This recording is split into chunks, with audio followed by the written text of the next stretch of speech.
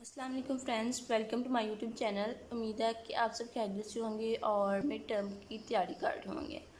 आज mid term के हवाले से ही मैं आपके पास वीडियो लेके आई हूँ और इस वीडियो में मैं आपको बताऊँगी कि आपने CS 302 की मिड टर्म की तैयारी कैसे करनी है। बहुत से स्टूडेंट्स हैं जो इसकी तैयारी के लिए परेशान हैं क्योंकि ये थोड़ा सा मुश्किल सब्जेक्ट है CS 302। तो आज इसकी मिड टर्म की तैयारी में आपने क्या चीज़ें जो हैं वो प्रिपेयर करनी है, कौन से क्वेश्चंस हैं जो आपने प्रिपेयर करने हैं, कौन से MCQs जो हैं वो आपसे पूछे जाएंगे, ये तमाम चीज़ें जो हैं मैं आपको यहाँ पे प्रिपेयर करवाऊँगी। तो सबसे पहले वो व्यूवर्स जो चैनल पे न्यू हैं काइंडली वो चैनल को सब्सक्राइब कर दें और चैनल के साथ अटैच हो जाएं ताकि आपको मज़ीद इंफॉर्मेशनल वीडियोस मिलती रहे, ठीक है। और इस वीडियो के बाद इंशाल्लाह मैं एक और वीडियो बनाऊंगी जिसमें मैं अपलोड करूंगी 100 MCQs इस सब्जेक्ट के हवाले से, मिड टर्म की प्रिपरेशन के हवाले से। और वो 100 MCQs जो होगा वो क्या होगा कि ईच लेसन में, ईच चैप्टर में जितने भी MCQs होंगे वो तमाम MCQs आपको प्रोवाइड किए जाएंगे ताकि आप उन तमाम MCQs को तैयार करें और जब आपका मिड टर्म का पेपर हो तो उसमें आपके एटलीस्ट MCQs जो हों उसमें आपके फुल मार्क्स आएँ, ठीक है। तो जब आप फुल मार्क्स लेंगे MCQs में तो इंशाल्लाह आपका पेपर जो है वो बहुत अच्छा होगा। साथ में आपने सब्जेक्टिव की भी तैयारी करनी है और सब्जेक्टिव की तैयारी में आज आपको इस वीडियो में करवाऊँगी। तो हम स्टार्ट करते हैं लेसन 1 से।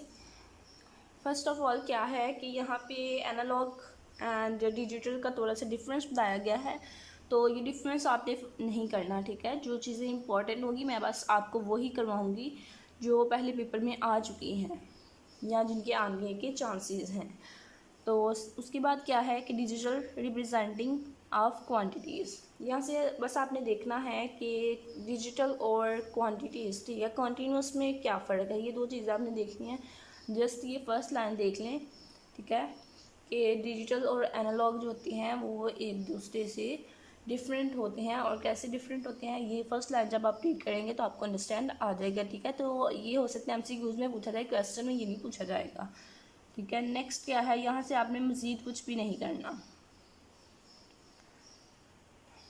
यहाँ से आपने मज़ीद कुछ भी नहीं करना, ठीक है। नेक्स्ट के नीचे है कि electronic processing of continuous and digital quantities, ये भी आपने नहीं करनी यहाँ से। हाँ जी, ये वाली डेफिनेशन जो है ये बार बार पेपर में पूछी जाती है। इस फर्स्ट चैप्टर में ये आपने करना है क्या, digital systems and digital values, ठीक है। तो यहाँ से आपको पूछा जा सकता है डिजिटल सिस्टम्स क्या हैं, ये डिजिटल वैल्यूज़ क्या हैं। तो इसके लिए आपने क्या करना है, आपने ये सारा रीड करना है, ठीक है। थोड़ा सा मैं आपको बता देती हूँ क्या है। डिजिटल सिस्टम जो होता है वो डिज़ाइन किया जाता है वो with two voltage values. Digital system में जस्ट दो वोल्टेज वैल्यूज़ होती हैं, क्या होती है, एक +5 होती है और एक क्या होती है 0 एंड 1 होती है, ठीक है, 0 एंड 1। तो जो +5 है वो किसको रिप्रेजेंट करता है, हाई स्टेट को, यहाँ पे लॉजिक 1 को। तो जो 0 वोल्ट है उसको किससे हम रिप्रेजेंट करते हैं, वो लॉजिक लो स्टेट होती है और इसको हम रिप्रेजेंट करते हैं 0 स्टेट से। इट्स मीन कि डिजिटल वैल्यूज़ जो हैं वो दो ही हैं, 0 और 1। तो यही उसने बताया गया। नेक्स्ट ये देखें, इस तरह से 0 1 के अलावा भी हो सकती हैं, इस तरह से ऑन या ऑफ। देखिए एक और दो, दो ही हैं, on off, black white, hot hot old, ठीक है, मूविंग स्टेशनरी। तो इस तरह से दो हो सकती हैं, ट्रू फॉल्स ये भी हो सकता है।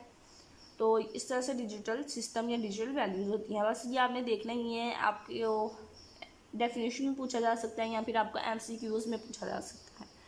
उसके बाद हमारे पास binary number systems. Binary number system क्या होता है आपको ये भी पता है।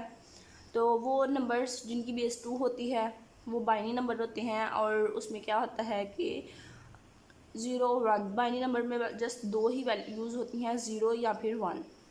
तो यहाँ पे जस्ट आपने यही लाइन करनी है जो मैंने आपको बताई है, उसके बाद आपने नीचे से कुछ नहीं करना। नेक्स्ट आ गया advantages of working in digital domain, ये भी नहीं करना आपने। Information processing by our digital system, इसको जस्ट आपने रीड करना है, ठीक है, जस्ट आपने रीड करना है। उसके बाद ये डिजिटल सिस्टम की अगेन डेफिनेशन आ गई है। तो इतनी सी आप कर लें। प्रॉपर डेफिनेशन ये है डिजिटल सिस्टम की, तो ये आपने करनी है। नेक्स्ट उसके बाद आपने यहाँ से थोड़ा सा बन रहा है MCQs, ये आपने करना है, ठीक है। लॉजिकल गेट्स क्या हैं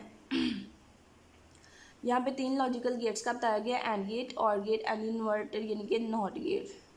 तो ये आपको पता होना चाहिए। उसके बाद आपको ये पता होना चाहिए 2 और अनदर गेट होते हैं, कौन से, नॉर एंड नैंड। उसके बाद एक्स और एक्स नॉर, ठीक है। और ये आपने करना है, 2-4 लाइनें हैं, इसमें से MCQs आएगा आपको। उसके बाद ये नेक्स्ट वाली लाइन भी कर ले कि इन गेट्स को क्या कहते हैं। हाँ, इन गेट्स को बूलियन ऑपरेशन या लॉजिकल ऑपरेटर्स कहते हैं, ठीक है। तो यहाँ से बस आपने ये करना है MCQs के लास्ट से। उसके बाद आपने ये डायग्राम्स जो हैं, AND gate, OR gate, NOT gate, NAND, NOR, XOR XNOR, जो गेट हमने ऊपर पढ़े हैं उनकी यहाँ पे डायग्राम दी गई हैं। इन डायग्राम को आपने देख लेना है। ये MCQs में आपसे पूछा जा सकता है, कोई एक डायग्राम दी गई हो, नीचे 4 नेम दिए हैं और पूछा जाए कि ये किसकी डायग्राम है, तो आपने सेलेक्ट करना है जिसकी होगी। इस तरह से आपसे इसमें MCQs पूछा जाएगा। सो ये डायग्राम्स आपने देख लेनी है, किस गेट की कौन सी डायग्राम है। उसके बाद नीचे से भी आपने कुछ नहीं करना। बस यही चीज़ें थी मेरे ख्याल से इस लेक्चर में। और नेक्स्ट क्या है, यहाँ से भी आपने कुछ नहीं करना। ये फर्स्ट लेक्चर है, इसमें इतना इम्पोर्टेंट नहीं है, कुछ भी जो है वो भी MCQs के तौर पे है। PLDs है तो इम्पोर्टेंट, लेकिन ये नेक्स्ट अगेन आएगा तब हम कर लेंगे। मेमोरी का आपको बताना चाहिए कि मेमोरी क्या होती है। मेमोरी का थोड़ा सा कॉन्सेप्ट ले लिया आप, ठीक है। यहाँ से कर ले, मेमोरी इज़ ऑर्गेनाइज्ड, ठीक है। ये आपने रीड कर लेना है। वैसे तो आपने ये पहले भी पढ़ा हुआ है काफ़ी दफ़ा, तो आप एक दफ़ा बस रीड कर लीजिएगा। मेमोरी को इस तरह से ऑर्गेनाइज किया जाता है, उसमें डाटा स्टोर किया जा सकता है। और 2 तरह की मेमोरी होती है, रैम और रोम। और एक वोलेटाइल होती है, एक नॉन वोलेटाइल होती है। जो नॉन वोलेटाइल होती है उसमें क्या होता है कि जब लाइट चली जाती है तो उसमें जितना भी डाटा होता है वो उड़ जाता है, ठीक है, बिकॉज वो हमने सेव नहीं किया होता। तो बस यही इसमें डिफरेंस है, ये आपने रीड कर लेना एक दफ़ा। तो उम्मीद है कि मुझे आपको पहले ही आता होगा। नेक्स्ट इसमें से भी आपने कुछ नहीं करना। उसके बाद ये चीज़ है समझने वाली, ठीक है। Number system, decimal number system. Decimal number system में कितने नंबर्स होते हैं, ठीक है, टोटल 10 नंबर्स होते हैं, ये आपने देख लेना है। उसके बाद आपने क्या करना है, उसके बाद आपने ये रिप्रेजेंटेशन जो है ये देखनी है, ठीक है। ये रिप्रेजेंटेशन बाद में भी हम अपने लेक्चर्स में यूज़ करेंगे। और डेसिमल नंबर की बेस कितनी होती है, 10। ये MCQs के लिहाज से आपने देख लेना है। तो ये कैसे आया, लाइक हमारे पास ये नंबर था, इसको हमने वेट में लिखना है। तो कैसे लिखेंगे हम, पहले सबसे पहले हम राइट से स्टार्ट करेंगे 5 से, ठीक है। 5 को मल्टीप्लाई करेंगे 10 से। 10 से क्यों, बिकॉज डेसिमल नंबर की हमारे पास बेस क्या होती है, 10। 5 को हमने मल्टीप्लाई किया 10 की पावर 0, ठीक है। देन हम 7 को मल्टीप्लाई करेंगे 10, और पहले 0 थी अब 1 हो गई, ठीक है। अगेन हम 2 को मल्टीप्लाई करेंगे 10 से, और अब इसकी जो लोकेशन है वो कहाँ पे है, ये देखें 0, 1 और 2। इट्स मीन 10 की बेस के ऊपर क्या आएगा, 2। तो इसी तरह से ही है ये। नेक्स्ट है फ्रैक्शनल नंबर सिस्टम, ठीक है। तो फ्रैक्शन नंबर सिस्टम जो है इसका भी आपको अगेन डेसिमल की तरह हमारे पास है क्या, fractions in decimal number system. तो इसमें क्या है, अगेन ये देखिए, लाइक अगर हमें इस तरह से ये नंबर दिया गया हो तो क्या होगा कि जो पॉइंट से पहले है, ठीक है, उसमें हम 10 की पावर जो है वो पॉजिटिव लगाएंगे, और जो पॉइंट से बाद में है उसकी जो डेसिमल में पावर है वो माइनस में आएगी। जस्ट इसमें ये डिफरेंस होगा। सेम उसी तरह से पहले आप इसको ले लें, ठीक है। 2 की पावर क्या होगी, 10 की पावर 0, फिर 8 की 2 की पावर 10 की पावर 1, 3 की 10 की पावर 2। तो जब पॉइंट की बात है अब उनको देख लेते हैं। तो 9 की क्या होगी, तो यहाँ पे 0 था तो 9 यहाँ पे क्या होगा, 10 की पावर -1 और 10 की पावर -2। यहाँ पे अगेन ये देखें सेम उसी तरह से बताया गया। अगर हम आपको इस तरह से दिया गया हो ये, तो इसको भी आप किस तरह से लिख सकते हैं, लाइक ये देखें, ये इस तरह से आपको दिया गया तो आपने कैसे करना है, ये देखें 3 लिखना है आपने। 10 की पावर 2 है, इट्स मीन के 2 0 आएंगे 10 के बाद, 3 के बाद। उसके बाद क्या है 8, और 10 की पावर 1 है, इट्स मीन के 8 के बाद 1 0 आएगा, ये देखें 80। कोई भी 0 है, ठीक है, इट्स मीन कोई भी 0 नहीं आएगा और जस्ट 2 आएगा। उसके बाद -1 इट्स मीन के इससे पहले जो है वो पॉइंट 0 पॉइंट आएगा, ठीक है, और इसके पहले क्या आएगा 0.01। देखिए इन सबको ऐड किया तो हमारे पास ये नंबर अगेन आ गया। उसके बाद हमारे पास केमैन सिस्टम। केमैन नंबर सिस्टम जो है ये जो हमने 2 नंबर सिस्टम पढ़े हैं उन दोनों से इम्पॉर्टेंट है, बिकॉज ये थोड़ा सा डिफरेंट है और ना ही ये आपने पहले सीखा हुआ है। Cayman number system, Cayman number system जो है वो क्या है कि उसको यहाँ से आप देखें, Cayman use a number system that has 5 distinct shapes. क्या केमैन नंबर सिस्टम में हम क्या करते हैं, हमारे पास 5 डिस्टिंक्ट शेप होते हैं और उन्हीं शेप को यूज़ करके हमने ये नंबर सिस्टम बनाना होता है। लाइक हमारे पास ये देखिए, ये सिग्मा है, सिग्मा किसको रिप्रेजेंट करेगा 1 0 को, डेल किसको रिप्रेजेंट करेगा 1 को, और ये ग्रेटर देन किसको रिप्रेजेंट करेगा 2 को, और ये ओम किसको रिप्रेजेंट करेगा 3 को, एंड ये अप एरो जो है अप एरो किसको रिप्रेजेंट करेगा 4 को। इट्स मीन कि हमारे पास 0 1 2 3 4 ये 5 नंबर जो है हमारे पास केमैन नंबर सिस्टम है और इन्हीं नंबर्स को यूज़ करके हमने डेसिमल नंबर्स लिखने होते हैं। लाइक ये देखिए 0 क्या है 0 1 2 3 4। देन हम 4 से नेक्स्ट अगर हमने लिखना है वो हम कैसे लिखेंगे, हम इस तरह से लिखेंगे कि हम इसको जो है ये जो डेल है इसको साथ लेंगे, ठीक है, और तमाम नंबर्स जो हैं उनको लिखेंगे। डेल हमने साथ ले लिया, अगेन हमने 0 से शुरू किया और ओम तक एरो तक लिख लिया, ठीक है, ये देखिए एरो तक लिख लिया। अब हमारे पास क्या होगा कि जब हम 9 से भी आगे चले जाएंगे हमें 10 का लिखना होगा, ठीक है, अगेन 4 नंबर हो गए हैं, 5 नंबर। अब हमने नेक्स्ट 5 लिखना है तो वो हम कैसे लिखेंगे, अब हम इस डेल से नेक्स्ट जो है उसको लेंगे और 5 टाइम्स उसको लिखेंगे और साथ में यहाँ सिग्मा से लेके एरो तक अगेन लिखेंगे।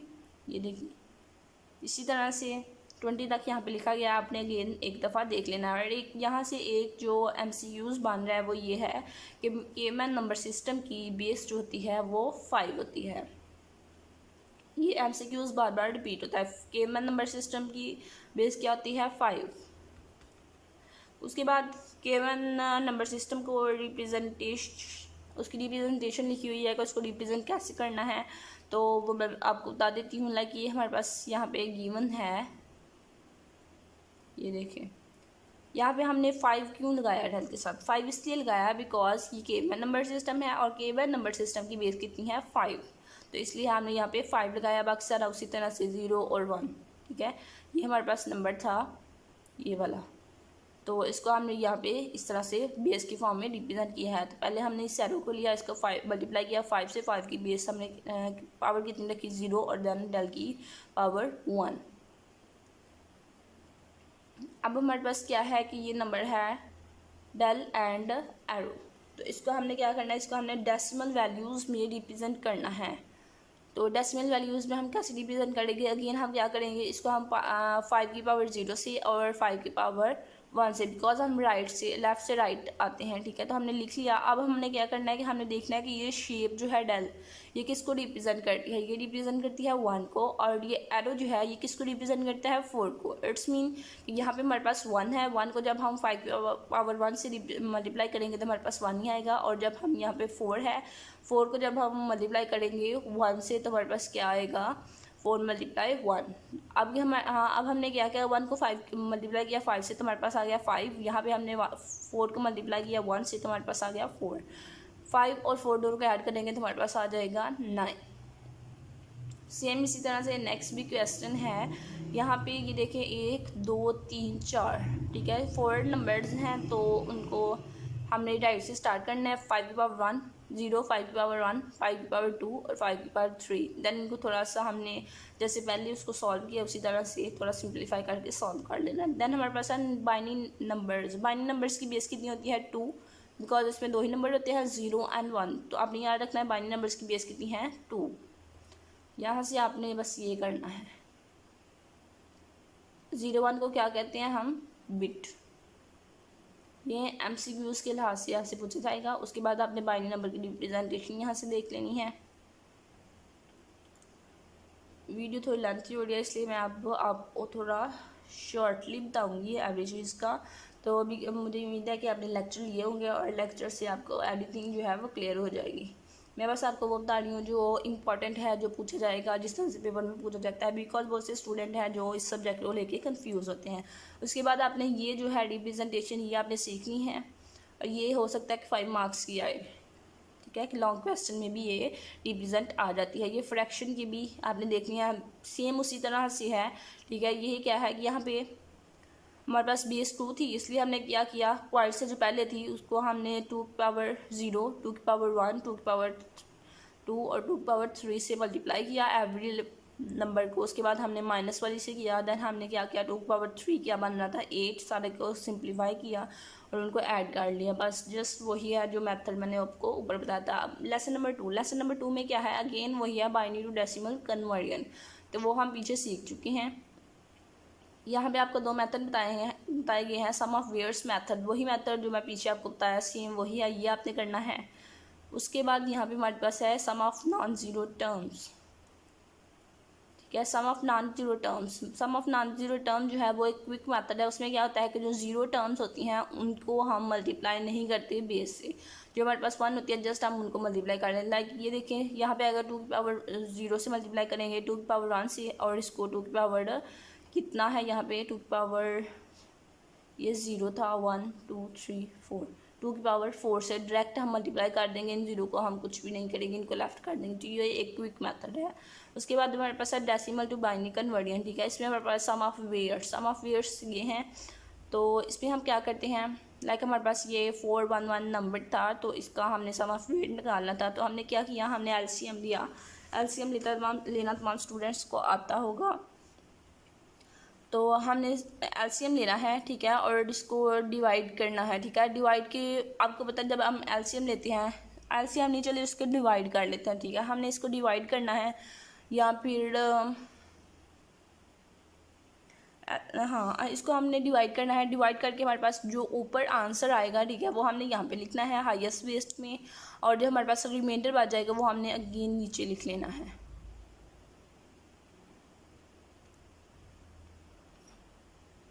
ठीक है। इसी तरह से आपने इसको सॉल्व करना है और यहाँ से लिखते जाना है। देन इसको डिवाइड करना है, देन इसको, ठीक है, तमाम नंबर्स को डिवाइड करना है, यहाँ पे हाईएस्ट बेस लिखते जाना है। उसके बाद यहाँ फिर आप इस तरह से कर सकते हैं, इसको बेस 10 की फॉर्म में लिखें, ठीक है, और इसमें वो वाली टर्म जिसमें 10 की बेस सबसे हाईएस्ट है, ठीक है, वो वाली टर्म आपको उसको ऐड करें, उसको सॉल्व करें और उसको यहाँ पर लिख दें। देन इसका बाइनरी नंबर यहाँ पर लिखें, ठीक है, और यहाँ पे जो रिमाइंडर्स थे 15527 यहाँ पे वो ऐड हो रहे हैं, इन सब को आपने ऐड करना है। बिल्कुल सिंपल सा ये क्वेश्चन है, और अगर आपको नहीं समझ आई तो आप इसका लेक्चर लें, व्यू वाला जो है वो ही ले चाहे। ये उसी तरह से है, ठीक है। हमारे पास ये नंबर था 392 और इसको हमने डिवाइड किया, तो जब हमारे पास क्वेश्चन आया, यानी कि जो ऊपर था आंसर, ठीक है, वो हमारे पास यहाँ पे आया, उसको हमने लिख लिया, और जो रिमाइंडर नीचे बचा उसको वो हमारे पास 0 था, 0 इधर लिख लिया। अगेन इस 196 को लेना है, इसको अगेन डिवाइड करना है, जो आंसर ऊपर आएगा वो यहाँ पर लिखना है, जो रिमाइंडर आएगा यहाँ पर लिखना है। अगेन इसी तरह से इस नंबर को लेना है और इसी तरह से प्रोसेस करते जाना है जब तक हमारे पास 1 नहीं आ जाता। उसके बाद ये कोई इतना इम्पोर्टेंट नहीं है, ये भी आपने नहीं करना। ये इंटीजर पार्ट और हाँ जी, ये क्या है कि इसको भी आपने डिवाइड करना है, ठीक है। जो आपके पास इंटीजर पार्ट आएगा, यानी ये पॉइंट से पहले जो आएगा वो आपने यहाँ लिखना है, और जो पॉइंट के बाद आएगा वो आपने यहाँ पे लिखना है। बिल्कुल सिंपल सा है। एडिशन जो है, बाइनरी एडिशन, ये इंपॉर्टेंट है और ये MCQs में भी पूछी जाती है। बाइनरी एडिशन में हम क्या करते हैं, लाइक हमारे पास फर्स्ट नंबर 2 नंबर है, फर्स्ट नंबर सेकेंड नंबर, ठीक है। तो ये हमारे पास टेबल जो है ये बाइनरी एडिशन क्या है, और हमारे पास रूल क्या है कि जब फर्स्ट नंबर और सेकंड नंबर दोनों 0 होंगे तो हमारे पास सम जो है वो 0 होगा और कैरी भी 0 होगा। सेकंड रूल क्या है कि जब हमारे पास फर्स्ट नंबर 0 और सेकंड नंबर 1 होगा तो हमारे पास सम क्या होगा 1, कैरी 0 होगा। जब हमारे पास फर्स्ट नंबर 1 और सेकंड नंबर 0 होगा तो देन हमारे पास सम जो है 1 होगा और कैरी क्या होगा 0। बट फोर रूल क्या है कि जब हमारे पास फर्स्ट नंबर 1 होगा, सेकंड नंबर 1 होगा तो सम हमारे पास 0 होगा, बट क्या होगा कि कैरी जो है वो हमारे पास 1 होगा। बिकॉज इस एडिशन के हवाले से हमारे पास क्या है कि जब हम 1 1 को ऐड करते हैं तो हमारे पास 10 बन जाता है, ठीक है। इस बाइनरी एडिशन के हवाले से। जब हम 1 को ऐड करेंगे हमारे पास 10 आ जाएगा और 10 का 0 हमारे पास सम आ गया और 1 जो है वो कैरी चला गया। तो ये टेबल आपने ध्यान से करना है और इसी तरह से इसको याद करना है। नेक्स्ट यहाँ पे कुछ सम लेके बताए गए हैं, तो ये आपने करने हैं, बहुत ही सिंपल हैं ये। नेक्स्ट है हमारे पास, थोड़ा सा मैं आपको बता देती हूँ, ठीक है। ये देखिए, ये हमारे पास 4 नंबर थे और इनका हमने सम निकालना था। तो कैसे निकाला हमने कि 1 0 0 है तो ये तो ऐड नहीं होंगे, 1 और 1 2 1 है, 1 1 ऐड हुआ तो हमारे पास 10 होगा, 0 आ गया तो एक हमारे पास यहाँ पे कैरी चला गया, वो हमने ऊपर लिख लिया, ठीक है। अब हमारे पास नीचे क्या है कि 1 1 10 हो गया, वो तो उसका तो 0 आएगा, ठीक है। और 1 और एक ऊपर जो 0 कैरी का 1 था, ठीक है। ये दोनों क्या हो गए 1 1 10, तो यहाँ पे 0 आ गया तो यहाँ पे हमारे पास क्या आ गया 10 कैरी में आ गया। तो इसी तरह से आपने करना है बाइनरी सब्ट्रैक्शन। बाइनरी सब्ट्रैक्शन का ये टेबल भी आपने याद रखना है। उसमें क्या था कैरी और इसमें क्या है बोरो। इसमें क्या करते हैं, उसमें हम जमा करते थे, यहाँ पे हम क्या करते हैं माइनस करते हैं। 2 नंबर है हमारे पास, अगेन जब हमारे पास फर्स्ट नंबर सेकंड नंबर दोनों 0 होंगे तो हमारे पास डिफरेंस जो होगा वो भी 0 होगा और बोरो भी 0 होगा। बट जब रूल 2 क्या है कि जब हमारे पास फर्स्ट नंबर 0 और सेकंड नंबर 1 होगा तो डिफरेंस हमारे पास 1 का है। ये देखें, ये 0 है, 0 में से जब हम 1 निकालेंगे तो हमारे पास 0 आएगा। बट यहाँ पे एक हमारे पास बोरो भी होगा। बोरो मतलब हम उधार लेंगे। उधार हम कैसे ले सकते हैं, उदाहरण हम इस तरह से ले सकते हैं, बिकॉज ये देखें फर्स्ट नंबर 0 है, सेकंड नंबर 1 है, तो ठीक है। तो 0 से हम 1 तो नहीं निकाल सकते, इसलिए हमें यहाँ पे बोरो लेना है, हमें उधार लेना है, ठीक है। तो हम उधार लेंगे, यहाँ पे हमारे पास क्या आएगा बोरो। तो बाकी अगेन बोरो 0 0 होगा और ये आपने डिफरेंस जो है ये याद रखते हैं। और एक और बात इस टेबल को याद रखने की ये है कि जब आपके पास सेम वैल्यूज़ फर्स्ट नंबर और सेकंड नंबर की सेम वैल्यू होंगी तो आपके पास डिफरेंस जो है वो 0 आएगा। और जब आपके पास first number second number different होंगे तो देन आपके पास डिफरेंस जो है वो 1 आएगा। इस तरह से आप याद रखें, इस तरह से आपको याद रखने में आसानी रहेगी। उसके बाद है हमारे पास बाइनरी मल्टीप्लिकेशन। बाइनरी मल्टीप्लिकेशन के लिए आप ये याद रखें कि फर्स्ट नंबर और सेकंड नंबर जब भी दोनों नंबर फर्स्ट और सेकंड नंबर, ठीक है, दोनों की वैल्यूज जब 1 होगी तभी हमारे पास प्रोडक्ट 1 होगा, अदरवाइज हमारे पास आंसर 0 ही आएगा। इन शॉर्ट मैंने आपको बता दिया है। उसके बाद ये मल्टीप्लिकेशन जो है ये आपको आने चाहिए। ये कैसे होगी कि मैं आपको बता देती हूँ। 1 को 1 से हमने मल्टीप्लाई, वही टेबल आपने यूज़ करना है जो हमने पीछे देखा है। 1 को 1 से हम मल्टीप्लाई करते हैं तो हमारे पास क्या आता है 1। 1 को हम 0 से मल्टीप्लाई करते हैं तो 0, यहाँ पे आप देख सकते हैं, ठीक है। जब हमने 1 को 1 से मल्टीप्लाई किया तो आंसर हमारे पास आया 1, और जब हम 1 को 0 से मल्टीप्लाई किया तो हमारे पास आया 0, ठीक है। इसी तरह से इन टेबल्स को यूज़ करके आपने पहले मल्टीप्लाई करना है, ठीक है, फिर 0 को सबसे मल्टीप्लाई करना है, फिर 1 को सबसे मल्टीप्लाई करना है। उसके बाद आपने एडिशन करनी है, ठीक है, इन सब का सम करना है, नीचे लिखना है। एडिशन आपने कैसे करना है, बाइनरी एडिशन टेबल को आपने यूज़ करना है और एडिशन करनी है। उसके बाद हमारे पास binary multiplication by shift left, ठीक है। तो जब हमने बाइनरी मल्टीप्लिकेशन करनी होती है और हमने शिफ्ट लेफ्ट करना होता है, देन हम क्या करते हैं कि हम मल्टीप्लाई करते हैं 2 को, ठीक है। शिफ्ट लेफ्ट करने के लिए, लेफ्ट पे शिफ्ट करने के लिए 2 से मल्टीप्लाई करते हैं। तो इस नंबर का आप 2 से मल्टीप्लाई करेंगे। ये नंबर क्या है 3 कैसे है मैं आपको बता देती हूँ।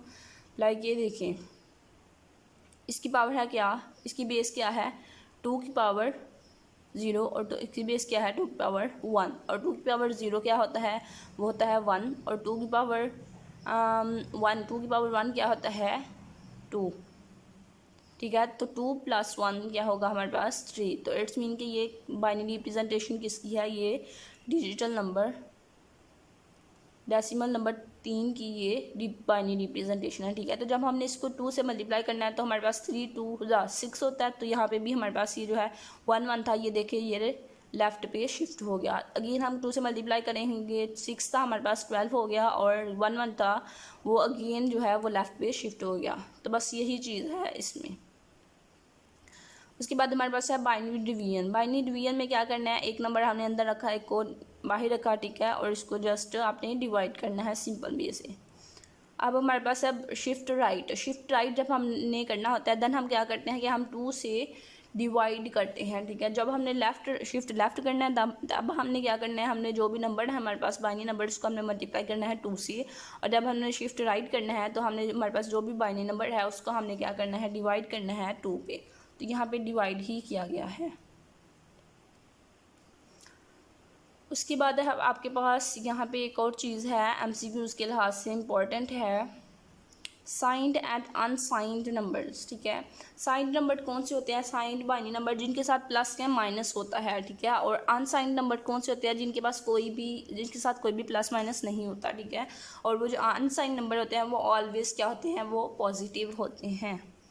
लाइक ये देखिए, ये 5, इस 5 के साथ प्लस या माइनस मेंशन नहीं है। ठीक है, प्लस माइनस का साइन जो है वो मेंशन नहीं है, तो इट्स मीन ये क्या है? ये एक अनसाइंड बाइनरी नंबर है और ये ऑलवेज पॉजिटिव होगा। अनसाइंड नंबर ऑलवेज पॉजिटिव होते हैं। तो बस आपने ये याद रखना है। और उसके बाद ये आपने चीज़ याद रखनी है कि नेगेटिव नंबर की जो मोस्ट सिग्निफिकेंट बिट जो होती है वो क्या होती है? 1, और पॉजिटिव नंबर की मोस्ट सिग्निफिकेंट बिट जो होती है वो होती है 0। यहाँ पे मैं आपको दिखा देती हूँ, ये देखें +13 है, ये एक साइन नंबर है। कैसे? बिकॉज इसके साथ प्लस लगा हुआ है और ये भी एक साइन नंबर है। तो इसकी रिप्रेजेंटेशन, बाइनरी रिप्रेजेंटेशन ये है। और यहाँ पे हमने देखा कि जब हमारे पास पॉजिटिव नंबर होता है तो उसकी मोस्ट सिग्निफिकेंट बिट जो होती है वो 0 होती है। तो ये देखें, ये एक पॉजिटिव बाइनरी नंबर है तो इसकी मोस्ट सिग्निफिकेंट बिट जो है वो 0 है। और ये एक नेगेटिव साइन नंबर है और इसकी मोस्ट सिग्निफिकेंट बिट जो है वो 1 है। बस यहाँ पे यही बताया गया। और ये आपने 2-3 चीज़ें जो मैंने आपको बताई हैं वो आपने याद रखना है। उसके बाद एक इम्पॉर्टेंट चीज़ क्या है?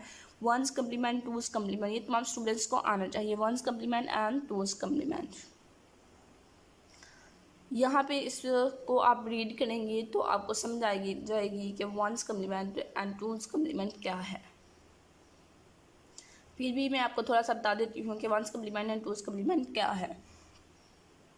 हमारे पास कोई भी बाइनरी नंबर है, ठीक है, उस बाइनरी नंबर को जब हम इनवर्स करेंगे, यानी कि उस बाइनरी नंबर को हम उसकी जो जहाँ पे 0 है वहाँ पे हम 1 काट दें, और जहाँ पे 1 है वहाँ पे हम 0 काट दें, तो वो जो इन्वर्टेड बाइनरी नंबर होगा, जो चेंज हो गया आया 0 को 1 में और 1 को 0 में चेंज करके जो हमारे पास बाइनरी नंबर आया वो हमारे पास क्या होगा? वो हमारे पास होगा 1's कम्प्लीमेंट। और देन हम उस 1's कम्प्लीमेंट में जब हम 1 ऐड करेंगे तो हमारे पास क्या आएगा? 2's complement. सिंपल वे में मैंने आपको बता दिया, बस आप ये याद रखना। ठीक है, और ये इंपॉर्टेंट है, एमसीक्यूज़ के लिहाज से भी और क्वेश्चन में भी ये पूछा जाता है। ठीक है, अब मैं आपको यहाँ पे एग्जांपल से थोड़ा सा मज़ीद एक्सप्लेन कर देती हूँ कि ये कैसे है। ये हमारे पास नंबर था 01101। ठीक है, फर्स्ट ऑफ ऑल मैंने आपको बताया कि जब हमने 1's कम्प्लीमेंट फाइंड करना था हमने क्या करना है? हमने इसको इन्वर्ट कर दिया। जहाँ पे 1 था वहाँ पे हमने 0 काट दिया, और जहाँ पे 0 था वहाँ पे हमने 1 काट दिया। बस ये हमने किया, तो ये हमारे पास क्या आ गया? ये हमारे पास आ गया 1's कम्प्लीमेंट। अब हमने 2's कम्प्लीमेंट फाइंड करना है। 2's कम्प्लीमेंट कैसे फाइंड करेंगे? इस 1's कम्प्लीमेंट पे 1 ऐड करके हम 2's कम्प्लीमेंट फाइंड कर लेंगे।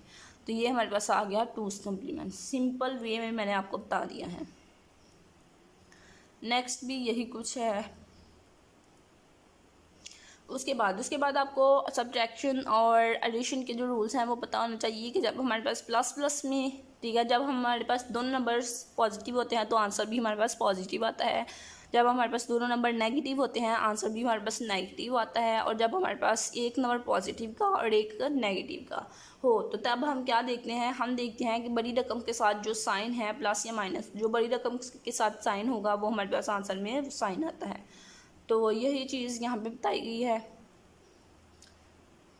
मज़ीद आई थिंक अब इसमें कुछ नहीं है, सब कुछ तो मैंने आपको बता दिया है।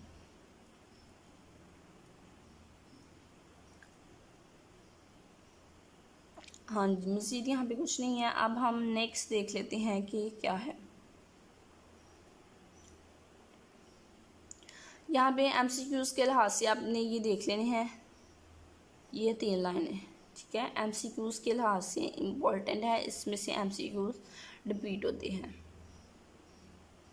बहुत जल्द एमसीक्यूज़ के लिहाज से भी मैं आपको वीडियो जो है वो प्रोवाइड कर दूँगी, जिसको आप प्रिपेयर करके फुल बाय फुल एमसीक्यूज़ जो हैं उनके पेपर में करेक्ट लगा सकते हैं। उसके बाद हमारे पास है लेसन नंबर 3। लेसन नंबर 3 में क्या है? Range of numbers and overflows. तो यहाँ पे आपने ओवरफ्लो का मैं आपको कॉन्सेप्ट बता देती हूँ। ओवरफ्लो कॉन्सेप्ट क्या है? अब ये देखिए, यहाँ पे हमने एक नंबर 5 बाइनरी नंबर 5 है और बाइनरी नंबर 4 है हमारे पास। इन दोनों को ऐड किया तो हमारे पास क्या आंसर आया? -7, बाइनरी नंबर ऑफ 7। तो अब इन दोनों को ऐड किया तो ये देखें जितनी वैल्यूज़ दोनों नंबर्स में थी, फर्स्ट नंबर में भी 4 वैल्यूज़ थी, सेकंड में भी 4 और आंसर में भी 4 आई। इट्स मीन कि ये ओवरफ्लो नहीं है। अगर हमारे पास आंसर में 5 बिट्स जो हैं वो रिजल्ट के तौर पर आती है, आंसर के तौर पे आती है, तो देन हमारे पास जो 5 वाली बिट होनी थी आंसर में वो हमारे पास ओवरफ्लो होना था। यहाँ पे नीचे मैं आपको मज़ीद जो है वो क्लियर कर देती हूँ। ये देखिए फर्स्ट नंबर हमारे पास 4 डिजिट का है, सेकेंड नंबर में हमारे पास 4 बिट्स का है, बट आंसर जो है वो हमारे पास 5 बिट्स का है। तो अब ये 5 वाली जो बिट है जो एक्स्ट्रा है वो हमारे पास क्या होगी, वो हमारे पास ओवरफ्लो होगी। उम्मीद है कि आपको समझ आ गई होगी। नेक्स्ट हम देख लेते हैं floating point numbers. Floating point numbers का आपने यहाँ से ये बस याद रखें, एक तो ये MCQs यहाँ पे बहुत इम्पोर्टेंट बन रहा है, ये वाला MCQs, ठीक है, बार बार पेपर में रिपीट हुआ है, तो ये आपने देखना है। उसके बाद आपने ये याद रखना है कि फ्लोटिंग पॉइंट नंबर में सबसे पहले आपके पास क्या होता है, साइन होता है, प्लस या माइनस। देन आपके पास एक्सपोनेंट होता है, एक्सपोनेंट जो वो पॉइंट से जो पहले होता है, ठीक है, उसका हम एक्सपोनेंट कहते हैं। देन हम आपके पास क्या होता है उस नंबर में, फ्लोटिंग पॉइंट नंबर में मैंटीसा जो पॉइंट के बाद होता है। ये 3 चीज़ें जो हैं वो आपके पास फ्लोटिंग पॉइंट नंबर में होती हैं, साइन, एक्सपोनेंट एंड मैंटीसा। तो देन आपने रिप्रेजेंट काट लेना है। 8 बिट का एक्सपोनेंट होता है, 23 बिट्स का मैंटीसा होता है, और एक साइन बिट होती है जिसमें 0 या 1 होती है, यानी कि पॉजिटिव या नेगेटिव। बस आपने ये याद रखना है ये, ठीक है। उसके बाद है decimal number, floating point number. तो इसमें आपने देखना है कि आपके पास एक होता है साइन, 2 एक्सपोनेंट और बाकी सारा मैंटीसा, और 15 बिट ये नंबर होता है। ये नंबर आप ना भी याद रखें तो कोई नहीं, फ्लोटिंग पॉइंट नंबर का बस आप याद रख लें। नेक्स्ट जो है इसमें मुझे लगता है कुछ नहीं है, फिर भी मैं एक दफ़ा देख लेती हूँ ताकि कोई चीज़ जो है हमारी मिस ना हो जाए जो इम्पोर्टेंट हो।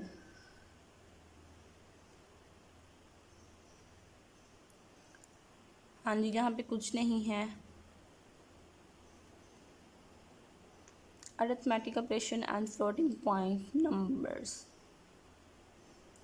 सेम वही है कि नंबर्स को ऐड किया गया है,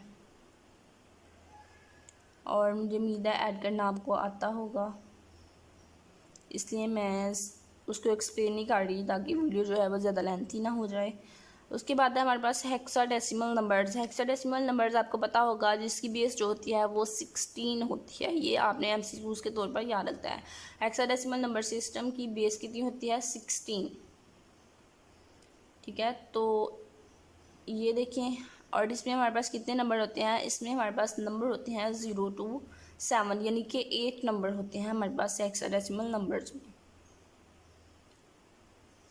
तो उनको डेसिमल में कैसे रिप्रेजेंट करते हैं, बाइनरी में कैसे रिप्रेजेंट करते हैं, और 16 नंबर्स होते हैं। हेक्साडेसिमल की बेस 16 है, इट्स मीन कि हमारे पास हेक्साडेसिमल में कितने नंबर होते हैं, टोटल 16, 0 to 15। तो उसको किस तरह से रिप्रेजेंट करते हैं ये आपने देख लेना है, उसकी डेसिमल, बाइनरी और हेक्सा रिप्रेजेंटेशन। उसके बाद है आपके पास अगेन वही टेबल है, वहाँ पे 15 तक था, यहाँ पे 16 से 39 तक है, ये भी आपने देख लेना। उसके बाद है आपके पास binary to hexa conversion. Binary to hexa conversion most important है, ये आपने देख लेना है। मैं थोड़ा सा बता देती हूँ किस तरह से आपने करना है। लाइक आपके पास ये बाइनरी नंबर गिवन है, तो इस बाइनरी नंबर से आपने क्या करना है, इस नंबर को कन्वर्ट करना है आपने हेक्सा में। तो कैसे करेंगे, फर्स्ट ऑफ ऑल आप राइट से स्टार्ट होंगे, आप 4 नंबर्स का पेयर बनाते जाएंगे। इन 4 का पेयर बन गया, नेक्स्ट 1 0 0 और 1 का पेयर बन गया, नेक्स्ट 4 डिजिट, देन नेक्स्ट 4 का पेयर बना लेंगे, ठीक है। देन आप देखेंगे कि बाइनरी में किसको रिप्रेजेंट कर रहा है, ठीक है।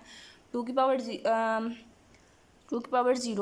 2 की पावर 1, 2 की पावर 2, 2 की पावर 2 4 हो गया, और 2 की पावर 1 जो है वो 2 हो गया। तो इट्स मीन 4 + 2 6, तो इट्स मीन ये 4 डिजिट जो हैं ये रिप्रेजेंट कर रहे हैं 6 को। इसी तरह से आपने हेक्साडेसिमल में ये सारा देख लेना है, तो इस सब को फिर इकट्ठा लिख लेंगे, वो आपके पास हेक्साडेसिमल नंबर आ जाएगा। उसके बाद आपके पास है डेसिमल टू बाइनरी, ठीक है। ये हेक्साडेसिमल नंबर आपको गिवन किया है इस दफ़ा, और इस दफ़ा आपको कहा गया है कि आपने बाइनरी में कन्वर्ट करना है। आपने कैसे करना है, ईच नंबर को आपने 3 की आपने बाइनरी रिप्रेजेंटेशन लिखनी है, 1 की, D की, F की, ठीक है। तो वो नंबर जो है इकट्ठा आप काट के लिखेंगे तो वो आपके पास बाइनरी नंबर आ जाएगा। सिंपल आपके पास एक डिवीजन, रिपीटेड डिवीजन बाय 16, ठीक है। तो यहाँ पे आपने क्या करना है, अगेन आपने बार बार इस नंबर को 16 से डिवाइड करना है, ठीक है, बिकॉज इसकी बेस जो है वो हेक्साडेसिमल में 16 है। तो इस नंबर को आपने 16 से मल्टीप्लाई डिवाइड करना है। जो आपके पास क्वेश्चन 2 पर आंसर आएगा वो आपने यहाँ लिखना है, जो रिमाइंडर आएगा यहाँ पे लिखना है। अगेन इस क्वेश्चन को लेना है और 16 पे डिवाइड करना है। क्वेश्चन और रिमाइंडर जो आएगा वो लिखते जाना, रिपीट करना है जब तक आपके पास 16 बेस जो से लेस नंबर ना आ जाए, ठीक है। 16 से 8 लेस है तो इस अर्थ मीन के बस यहीं तक आप करेंगे। यहाँ पे आपके पास सम ऑफ वेयर्स है, सेम वही आंसर रिप्लाई है, सेम वही मेथड है जो हमने पीछे देखा है। उसके बाद हेक्साडेसिमल एडिशन, हेक्साडेसिमल सब्ट्रैक्शन जो हमने आप पीछे देखा है, ये आपने दोनों जो हैं सीख लेने हैं कि किस तरह से करना है। ऑक्टल नंबर में आपने याद रखना है कि इसकी बेस जो होती है वो 8 होती है, MCQs में पूछा जाता है। और इसमें टोटल नंबर्स कितने होते हैं, 8। बेस 8 है तो नंबर्स भी इसमें कितने होंगे, 8। और इसको किस तरह से रिप्रेजेंट करते हैं यहाँ पे बताया गया, ये आपने देखना है। बस यही 2 चीज़ें आपने यहाँ से देखनी हैं। अगेन वही ऑक्टल का ही बताया गया है। देन ऑक्टल को आपने बाइनरी में कैसे कन्वर्ट करना है, ठीक है। ऑक्टल जो होता है वो 3 बिट होता है। तो इट्स मीन कि आपने क्या करना है कि जो बाइनरी नंबर आपको गिवन है उसके आपने 3 बिट जो हैं वो अलहदा कर लेनी है। फर्स्ट 3, सेकंड 3, ठीक है, उनके पेयर बना लेने हैं। देन आपने देखना है कि ये फर्स्ट 3 बिट जो हैं ये किसको रिप्रेजेंट कर रहे हैं बाइनरी में, ठीक है। तो वो 6 वो सब ने आपने लिख लेना। देन आपके पास जो आंसर आएगा वो आपके पास ऑक्टल में होगा। बहुत ही सिंपल सॉल्यूशंस हैं। उसके बाद है आपके पास के रिपीटेड डिवीजन बाय 8, ठीक है। इनडायरेक्ट मेथड क्या है कि आप जो आपके पास नंबर है उसको आप बार बार 8 से डिवाइड करो। जो क्वेश्चन और रिमाइंडर आए वो नीचे लिखो। तो हमने जैसे पीछे किया था सेम हमने उसी से करना है। Sum of wears method, same वही मेथड जो हमने पीछे देखा है। अगेन उसी तरह ऑक्टेल की भी एडिशनल सब्ट्रैक्शन है, ये भी आपने सीखनी है। मज़ीद इस लेसन में आई थिंक कुछ नहीं है, ये है एक्सेस कोड, ठीक है। एक्सेस कोड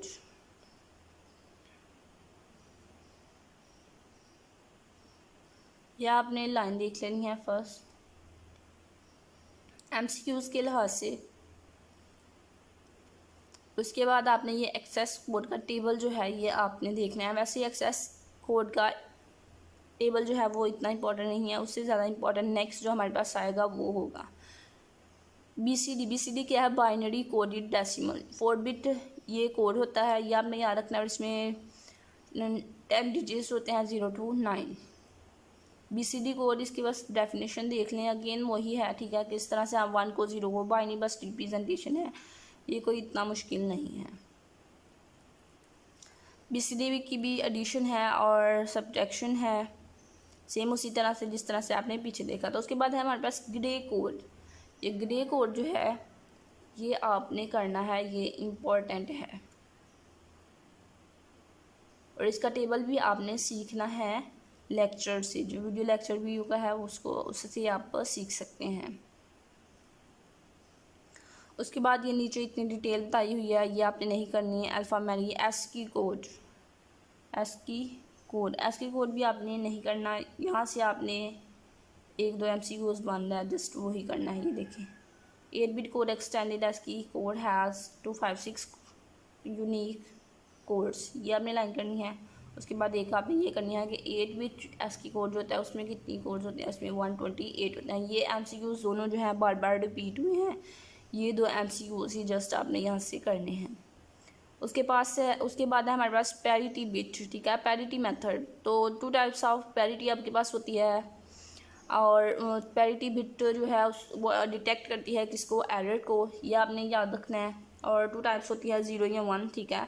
तो पैरिटी बिट कैसे हो सकती है, मतलब हमारे पास बाइनरी नंबर में 0 था तो वो आंसर में या ठीक है डिलीवर करते हुए वो क्या होगा 0 को 1 में चेंज कर दे, तो वो 0 से 1 में चेंज होना क्या होगा, वो पैरिटी बिट होगा या पैरिटी एरर होगा। तो पैरिटी बिट 2 टाइप्स होती है, even parity and odd parity, ठीक है। तो ये नंबर ऑफ वंस को ऐड करके तो हमें पता चलता है कि इवन है यहाँ नहीं। ये देखिए यहाँ पे बताया गया है इवन पैरिटी मेथड जो है उसमें हम क्या करते हैं, उसमें हम नंबर ऑफ़ वंस को ऐड करते हैं। अगर नंबर ऑफ़ वंस इवन है तो क्या होगा कि उसमें पैरिटी होगी। और अगर यहाँ पे देखें, ones in the message appending parity bit is either set to 0 or 1 to make the total number of ones to be even, ठीक है। तो अगर टोटल नंबर ऑफ़ वंस जो है वो ऑड होंगे तो इट्स मीन उसमें पैरिटी बिट होगी, एरर होगा। नेक्स्ट है हमारे पास लेसन 5। लेसन 5 में हमारे पास आ गया logic gears. Logic gears same वही हैं जो हमने पीछे देखे थे, and gate, OR gate, NOT gate, ठीक है। तो यहाँ पे आपने जस्ट इसका थोड़ा सा ऊपर से ये देखना है, इतना कर लें, ये 2 लाइनें करनी है। उसके बाद आपने ये इसकी डायग्राम देखनी है, सेम डायग्राम है जो मैंने आपको पीछे बताई थी। उसके बाद आपने इसका ये टेबल देखना है। इसका टेबल ये जो है इंपॉर्टेंट है MCQ के लिहाज से भी, ठीक है। तो मैं आपको सिंपल बता देती हूँ इसके टेबल को याद रखने का मेथड कि एंड गेट में क्या होता है कि जब भी हमारे पास एंड जो है उसको हम, ये भी आपने याद रखना है, एंड को हम डॉट से रिप्रेजेंट करते हैं, और एंड गेट जो है वो मल्टीप्लिकेशन की तरह काम करता है। तो जिस तरह मल्टीप्लिकेशन में था कि जब भी हमारे पास दोनों नंबर 1 हो गए तब हमारे पास 1 होगा, अदरवाइज 0 होगा, तो सेम एंड गेट भी उसी तरह से काम करता है। ये टेबल आपने याद रखना है। और यहाँ पे ये देखा आपको बताया गया है कि एंड गेट को हम डॉट से रिप्रेजेंट करते हैं, और उसके बाद ये आपने देखना है, ठीक है। इसको हम किस तरह से इसकी एक्सप्रेशन लिखते हैं, जो भी नंबर हमारे पास हो A और B, दरमियान में हम एंड को रिप्रेजेंट करते हैं डॉट से। बस यही चीज़ आपने इससे देखनी थी। मज़ीद आपने ये जो इतनी एक्सप्लेनेशन लिखी है ये नहीं करनी। उसके बाद आपके पास है और गेट। और गेट की भी आपने ये 2-3 लाइनें करनी है। और गेट किस तरह से काम करता है, ये प्लस की तरह काम करता है। इसमें भी 2 इनपुट्स होती हैं, ठीक है। जिस तरह से हम एडिशन करते हैं उसी तरह से और गेट जो है वो काम करता है। और गेट को हम रिप्रेजेंट करते हैं प्लस से, और इसकी ये डायग्राम है, ये आपने देखनी है। और बस, और किस तरह से इसकी एक्सप्रेशन हम लिखते हैं, A और B लिख के दरमियान में उसके हम जमा लिखेंगे। और इसका टेबल कैसा होगा, टेबल सेम वैसा होगा जैसा हमारे पास एडिशन का था, ठीक है। तो सिंपल वे में आपको बता देती हूँ टेबल याद रखने का, और गेट का, ठीक है। तो क्या होगा कि जहाँ भी 1 होगा हमारे पास आंसर में 1 होगा, ठीक है। जब हमारे पास, ठीक है, अगर हमारे पास एक भी 1 है तो आंसर में हमारे पास 1 होगा। बस आप ये याद रखिए कि और गेट में, एंड गेट में क्या था कि हमारे पास दोनों 1 होंगे तो हमारे पास 1 होगा, अदरवाइज़ आपके पास 0 होगा, ठीक है।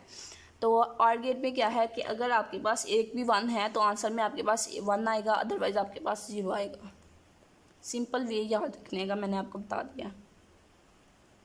उसके बाद नॉट गेट है। नॉट गेट की भी आपने यहाँ से इतनी देख लें, ठीक है। इसके बाद इसमें हमारे पास सिंगल ही इनपुट होती है और सिंगल ही आउटपुट होती है नॉट गेट में, ये आपने याद रखना है।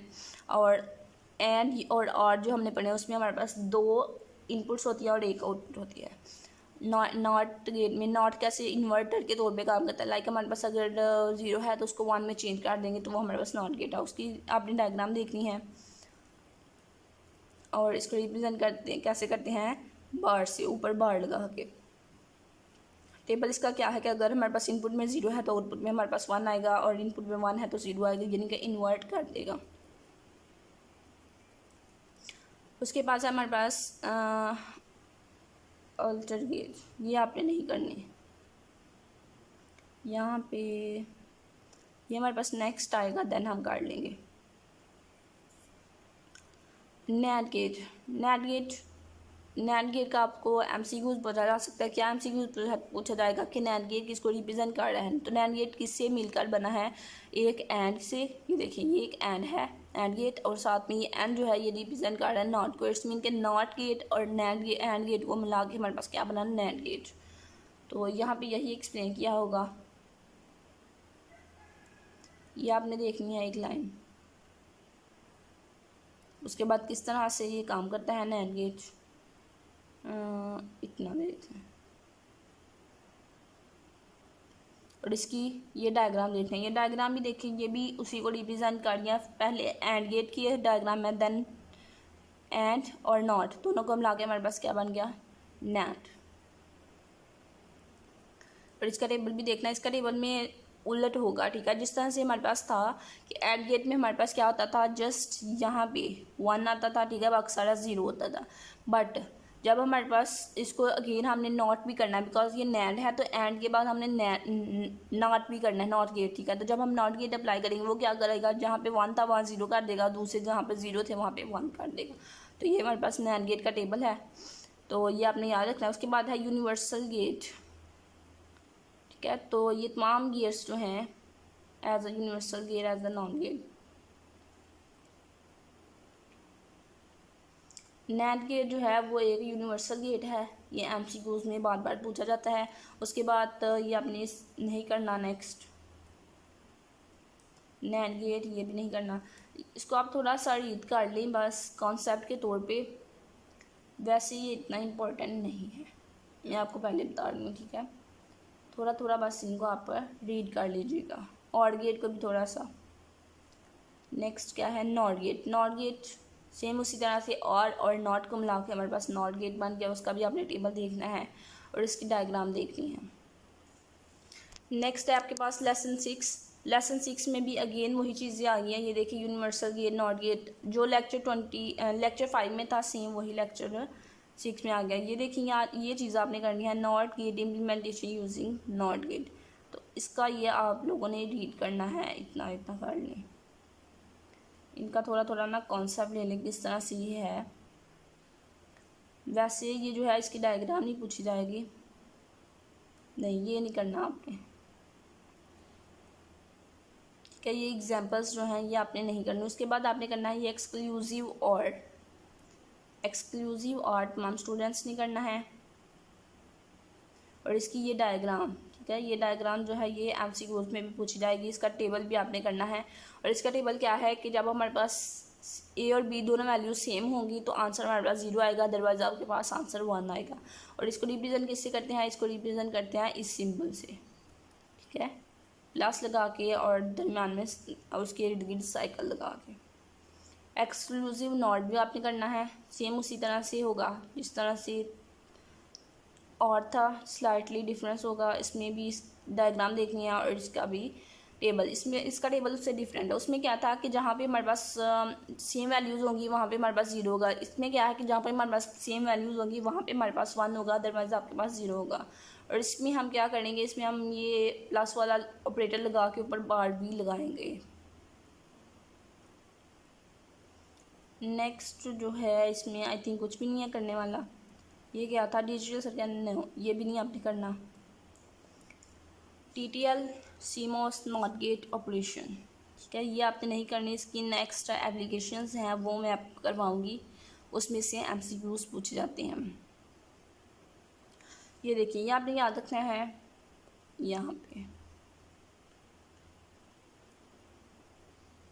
CMOS, ठीक है। CMOS इसका ये नेम आपने याद रखना है MCQs के तौर पर। उसके बाद आपने ये भी कहा जा सकता है डिफाइन CMOS, ठीक है, शॉर्ट क्वेश्चन में पूछा जाए तो आपने ये देखना है कि इसकी टेक्नोलॉजी जो होती है वो मोस्टली यूज़ होती है और इसकी पावर कंजप्शन जो है वो लो है और ये स्लोवर है TTL के मुकाबले में, और चिप डेंसिटी इसकी हाई होती है। ये आपने 2-3 लाइनें देखनी है, मैं आपको सारा ये हाईलाइट कर रही हूँ क्योंकि इसमें से कुछ भी पूछा जा सकता है MCQs में भी और क्वेश्चन में भी। तो ये आपने तमाम लाइंस जो हैं ये आपने देख लेनी है। वैसे इसमें से जो मोस्टली पूछा जाता है वो मैं आपको बता देती हूँ, वो इसमें से TTL पूछा जाता है, ठीक है, मोस्टली जो है वो TTL पूछा जाता है। सो TTL को अच्छे से कीजिएगा। उसके बाद हमारे पास types of IC logical gates, तो ये इतना इम्पोर्टेंट नहीं है, वैसे भी ये टाइम कंज्यूमिंग है एंड कंफ्यूजिंग है, सो वो आपने नहीं करना। उसके बाद यहाँ पे कैरेक्टरिस्टिक्स आ गई और पैरामीटर्स आ गए हैं, नो ये भी नहीं करना आपने। ये अब नॉइस मार्जिन देख लें बस, और इसमें से कुछ नहीं करना। नेक्स्ट है लेसन 7। लेसन 7 में अगेन वही चीज़ें आ गई हैं, ठीक है। TTL जो है मैंने आपको पहले बताया, TTL और CMOS का जो है डिफरेंस आपसे पूछा जाता है।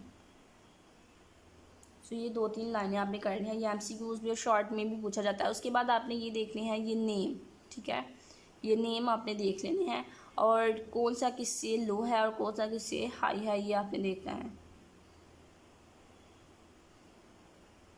ये लाइन भी MCQs में पूछी जाती है। उसके बाद आपके पास क्या है, हाँ जी ये भी एक MCQs है। ये वाला जो जो मुझे MCQs अभी नज़र आ रहे हैं मैं अभी से आपको बता रही हूँ, ये भी MCQs पूछा जाता है। उसके बाद इसमें क्या था कि नहीं, इसमें कोई भी MCQs नहीं है और ना ही ये क्वेश्चन के लिहाज से इम्पोर्टेंट है। इसमें भी कुछ नहीं आपने करना, ये सारा आपने नहीं करना, ये बहुत कंफ्यूजिंग है। ये भी आपने नहीं करना, जो इम्पोर्टेंट है जो रिपीट होता है वो ही मैं आपको बता रही हूँ, ठीक है। और जो मैं आपको बता रही हूँ वो आपने हर हाल में करना है, उसको नहीं छोड़ना। उसके बाद आप ये फार्मूला देख लें जस्ट, ठीक है, जस्ट आपने फार्मूला देखना है। Power dissipation, no power dissipation भी नहीं करना, DTL डिवाइसेस ये भी नहीं करना। उसके बाद ये पावर का फार्मूला देख लें बस, मज़ीद इसमें भी कुछ नहीं करना। वैसे ये देखने में आपको लग रहा होगा कि बहुत इम्पॉर्टेंट है, ठीक है, बट ये इतना इम्पॉर्टेंट नहीं है। जो इम्पॉर्टेंट चीज़ें थी वो मैंने आपको क्लियर कर दी हैं। और उसके बाद ये प्रोपगेशन डिले, ये प्रोपगेशन डिले की यहाँ पे 2 टाइप्स बताई हैं, ये आपने रीड करनी है, ठीक है। प्रोपगेशन डिले की हाई कब होता है और लो कब होता है ये आपने देखना है। उसके बाद ये याद रखें कि SPP क्या है, स्पीड पावर प्रोडक्ट, ये आपसे MCQs में पूछा जा सकता है। और इसका यूनिट क्या है, SPPS का यूनिट क्या है, जूल, यूनिट ऑफ एनर्जी। ये आपने MCQs के लिए करना है। उसके बाद यहाँ से आपने कुछ नहीं करना, जितनी भी चीज़ें इंपॉर्टेंट हैं जो जो मुझे नज़र आ रहा है मैं सब चीज़ें आपको बता रही हूँ। उसके बाद हमारे पास लेसन नंबर 8, लेसन नंबर 8 में हमारे पास आ गया बूलियन अलजेब्रा और एंड लॉजिकल सिंप्लीफिकेशन, ठीक है, लॉजिकल सिंप्लीफिकेशन। तो अगेन वही चीज़ें हमारे पास आ गई। बूलियन अलजेब्रा है तो बूलियन गियर्स हम पार्ट के आए हैं पीछे, वो कौन से थे, एंड और नॉट एंड नॉट, ठीक है। वही चीज़ें यहाँ पे अगेन बताई गई हैं, उनको किस तरह से रिप्रेजेंट करते हैं, उनका क्या सिंबल था, ये तमाम चीज़ें मैं आपको पीछे बता चुकी हूँ। यहाँ से आपने देखना है कि वेरिएबल क्या है, ठीक है। वेरिएबल 0 या 1 जो भी है वो एक जो भी वैल्यू है वो वैल्यू को हम क्या कहते हैं, वेरिएबल कहते हैं, आप सब जानते हैं, ठीक है। तो ये वेरिएबल की डेफिनेशन आपने करनी है, ये पूछी जाती है MCQs में। उसके बाद ये कॉम्प्लीमेंट भी आपने करना है, ये भी MCQs में पूछा जाता है। लिटरल की भी डेफिनेशन पूछी जाएगी। बूलियन एडिशन हम किस तरह से करते हैं मैं आपको पीछे बता चुकी हूँ, ठीक है। तो ये भी आपने करनी है, ये भी पूछी जाएगी। बूलियन एडिशन सेम वही मेथड जो मैंने पीछे आपको बताया था एंड गेट में, सेम वही है, ये अगेन देख लेना है। उसके बाद आपके हैं लॉज ऑफ बूलियन अलजेब्रा के 3 लॉज है, कम्यूटेटिव, एसोसिएटिव और डिस्ट्रीब्यूटिव, ठीक है। तो ये कम्यूटेटिव, डिस्ट्रीब्यूटिव और एसोसिएटिव ये तीनों भी MCQs में पूछे जाते हैं। कम्यूटेटिव लॉ में क्या होता है ये देखें, कम्यूटेटिव लॉ में ये होता है कि A और B की जगह चेंज करने से कोई फ़र्क नहीं पड़ता, ठीक है, फिर भी दोनों इक्वल होते हैं। ये देखें पहले यहाँ पे हमने क्या किया, इक्वल के लेफ्ट साइड पे हम काट रहे हैं A जमा B और राइट साइड पे हम काट रहे हैं B जमा A, यानी कि A और B की जगह चेंज करने से कम्यूटेटिव में कोई डिफरेंस नहीं होता, फिर भी वो इक्वल होते हैं। एसोसिएटिव में ये देखें हम A जमा ब्रैकेट BC, ठीक है। तो लेफ्ट साइड में हम क्या कर रहे हैं, B और C ब्रैकेट में एड्स मीन के उसको हम पहले सॉल्व करेंगे, B और C को जमा करेंगे, जो भी आंसर आएगा देन उसको हम ऐड करेंगे A के साथ। तो इस तरह से भी हम कर सकते हैं कि हम A और B को पहले कर लें तो आंसर सेम वही होगा, इक्वल होंगी दोनों चीज़ें। तो ये एसोसिएटिविटी है। उसके बाद डिस्ट्रीब्यूटिव में क्या है, ये लाइक ये देखें A डॉट B जमा C, ठीक है। तो इसका हम अगर एसोसिएटिव लॉ ये कहता है कि अगर हम B जमा C को पहले ऐड कर लें, जो भी आंसर आए उसको मल्टीप्लाई कर लें A से, ठीक है, तो वो आंसर। और अगर हम A को पहले B से, ठीक है, A को दोनों से हम अलग मल्टीप्लाई करें, A डॉट B और A डॉट C, ठीक है, दोनों का A को B से मल्टीप्लाई करें, A को C से मल्टीप्लाई करें, जो आंसर आए उन दोनों को ऐड करें, तो डिस्ट्रीब्यूटिव लॉ में कोई भी डिफरेंस नहीं होगा, दोनों इक्वल होंगे। तो यही है डिस्ट्रीब्यूटिव लॉ। तो ये लॉज जो हैं ये आपने देख लेने हैं। उसके बाद ये रूल्स हैं कुछ, ये रूल्स वेरी इंपॉर्टेंट हैं। एवरी बच्चे से एक MCQ इस रूल्स में से ज़रूर पूछा जाएगा, ठीक है। ये तमाम रूल्स आपने करने हैं।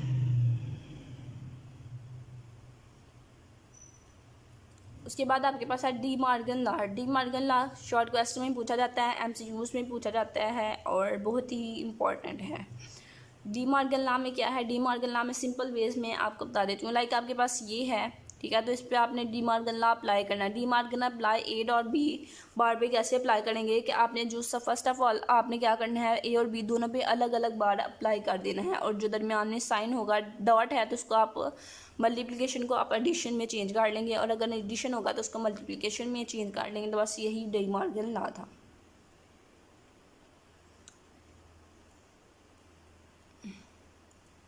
उसके बाद ये जो है ना, ये वाला डी मॉर्गन कैसे अप्लाई हुआ है ये आपने मेथड देखना है, और ये वाला भी देखना है, ठीक है। ये क्वेश्चन में पूछे जाते हैं शॉर्ट या लॉन्ग में कि डी मॉर्गन इस पर अप्लाई करें। एग्जैक्टली सेम इसी तरह से क्वेश्चन अपीयर हो सकते हैं, सो उसको आप देख लीजिएगा एक दफ़ा। तो अब हमारे पास क्या है कि ये आपको इस तरह से भी दिया जा सकता है कि इस तरह से कोई एक्सप्रेशन दी गई हो और कहा जाए कि रूल्स को यूज़ करके आप इसको सिंप्लीफाई करें। तो आपने रूल्स को यहाँ पे यूज़ करना है, ठीक है। जो आपने पीछे पढ़े हैं सेम उसको आप अप्लाई करें तो आपके पास इस तरह से ये आंसर आ जाएगा। ये अब मैं अगर आपको समझाऊंगी तो वीडियो जो है वो बहुत लेंथी होगी, इसलिए आप खुद भी समझ लीजिएगा। पीछे से रूल्स हैं वहाँ से आपने देख लेना है। Sum of product form or product of sum form, very important concept in mid term syllabus. Sum of product or product of sum, ठीक है। सिंपल वे में मैं आपको बता देती हूँ कि सम ऑफ प्रोडक्ट क्या है। यानी कि हमारे पास तीन वैल्यूज़ हैं, ठीक है। तीनों आपस में जो है पहले मल्टीप्लाई हो रही हैं, देन उन मल्टीप्लाई में होके जो आंसर आ रहे हैं उनको हम सम ले रहे हैं, तो हम क्या कहेंगे, प्रोडक्ट का सम है, ठीक है। ये देखिए यहाँ पे दो हमारे पास वैल्यूज़ हैं, ए बी दोनों मल्टीप्लाई हो रही हैं, और एक और वैल्यू है ए बी सी, तीनों आपस में मल्टीप्लाई हो रहे हैं, ठीक है। और इसका आंसर, ये जो मल्टीप्लाई टर्म हो रही है इनका आंसर, और ये जो मल्टीप्लाई हो रही है इनका आंसर, दोनों को आंसर को हम ऐड कर रहे हैं। तो हम क्या कहेंगे कि प्रोडक्ट, ये जो प्रोडक्ट थे दो, ठीक है, प्रोडक्ट का हम क्या कर रहे हैं, हम सम ले रहे हैं। तो उम्मीद है आपको क्लियर हो गया होगा। नेक्स्ट भी इसी तरह से है कि पहले प्रोडक्ट का आंसर जो है उनका सम लिया जा रहा है, तो हम इसको कहेंगे सम ऑफ प्रोडक्ट टर्म्स। उसके बाद यहाँ से आपने ये MCQs के लिए करनी है, और क्वेश्चंस के लिए भी ये लाइन आपको रीड करनी ही पड़ेगी, ठीक है। कि an SOP expression can not have a term of more than one variable having an over bar, ठीक है। तो इस तरह से हो सकता है कि सम ऑफ प्रोडक्ट फॉर्म में क्या होगा कि बार जो है वो जस्ट एक वैल्यू पे आ सकता है एक टाइम पे। लाइक इस तरह से नहीं हो सकता कि हम ए और बी दोनों पे इकट्ठा बार लगा दें, ठीक है। इकट्ठा बार नहीं आएगा, ईच वेरिएबल पे अलग, इस तरह से नहीं आएगा। ईच वेरिएबल पे अलग अलग अप्लाई होगा, ए बार, बी बार, सी बार, ठीक है। इस तरह से आ सकता है तीनों पे अलग अलग, लेकिन इकट्ठा ए बी पे बार नहीं आ सकता। ये रूल है, ये आपने करना है। उसके बाद है प्रोडक्ट ऑफ सम्स, यानी कि अब हम सम्स जो हैं, सम्स के आंसर का अब हम प्रोडक्ट ले लें। ये देखो ए जमा बी का सम है, ए जमा बी जमा सी का सम है। इन दोनों सम्स का हम क्या कर रहे हैं, हम प्रोडक्ट ले रहे हैं, इनको मल्टीप्लाई कर रहे हैं। तो हमारे पास क्या होगा, सम्स फॉर्म का प्रोडक्ट। इसके लिए भी सेम वही रूल है कि बार जो है वो सिंगल वेरिएबल पे आएगा, इकट्ठा दो वेरिएबल्स पे नहीं आ सकता।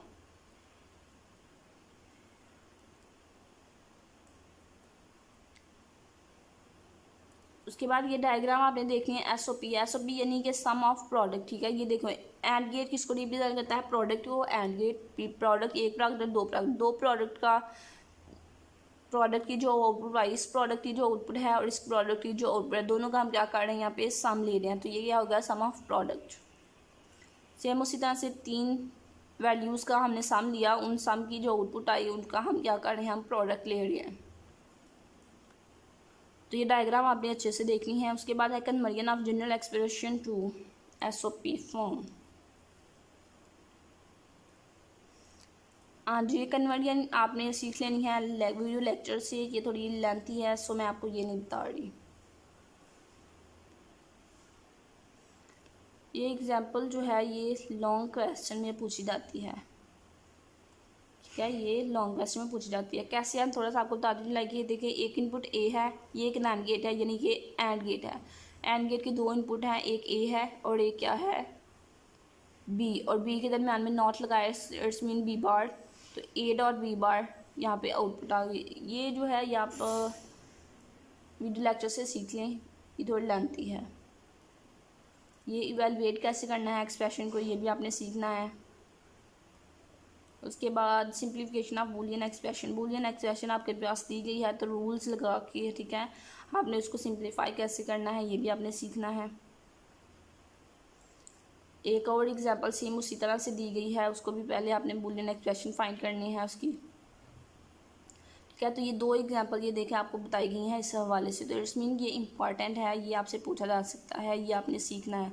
एक्सप्रेशन को इवैल्यूएट कैसे करना है अगेन बताया गया, इसको भी आपने सीखना है। जब आप एक एग्जाम्पल क्लियर कर लेंगे तो आपको दूसरी जो है वो ऑटोमेटिकली क्लियर हो जाएगी। उसके बाद है आपके पास स्टैंडर्ड एसओपी फॉर्म और स्टैंडर्ड पीओएस फॉर्म। इसके लिए सबसे पहले आपने क्या करना है कि ये दो चार लाइनें जो हैं ये आपने रीड करनी है। जब आप इनको रीड करेंगे तो आपको क्लियर हो जाएगा कि इसमें हम स्टैंडर्ड एसओपी फॉर्म में क्या करते हैं। उसके बाद आपने ये एक लाइन देखनी है, ये एसओपी फॉर्म का रूल है, ठीक है। वही बात बताई गई है कि एसओपी फॉर्म यानी कि सम ऑफ प्रोडक्ट टर्म्स का आपने सम लेना है। और उसके बाद क्या है कि एसओपी एक्सप्रेशन जो है वो इस तरह से होती है, इज़ नॉट अ स्टैंडर्ड, ठीक है। ये एक स्टैंडर्ड एसओपी फॉर्म जो है वो नहीं है। क्यों नहीं है? एसओपी स्टैंडर्ड एसओपी फॉर्म का एक रूल ये है कि उसमें जो है वो ईच वेरिएबल इन्वॉल्व होना चाहिए ईच टर्म में, ठीक है। लाइक ये देखिए यहाँ पे ए सी है, लेकिन पूरी एक्सप्रेशन में हमारे पास कितने वेरिएबल्स हैं, ए बी और सी, ठीक है। बट फर्स्ट टर्म में बी जो है वो मिसिंग है और सेकंड टर्म में ए मिसिंग है। इट्स मीन कि ये एक स्टैंडर्ड एसओपी फॉर्म नहीं है। स्टैंडर्ड एसओपी फॉर्म वो होगी जिसमें ए बी और सी तीनों वेरिएबल्स जो हैं एक्सप्रेशन के वो इन्वॉल्व होंगे। तो अब यहाँ पे आपको ये भी बताया गया है कि जो नॉन स्टैंडर्ड एसओपी फॉर्म है उसको आप स्टैंडर्ड एसओपी फॉर्म कैसे बना सकते हैं, ये आपसे इम्पोर्टेंट है, पूछा जा सकता है।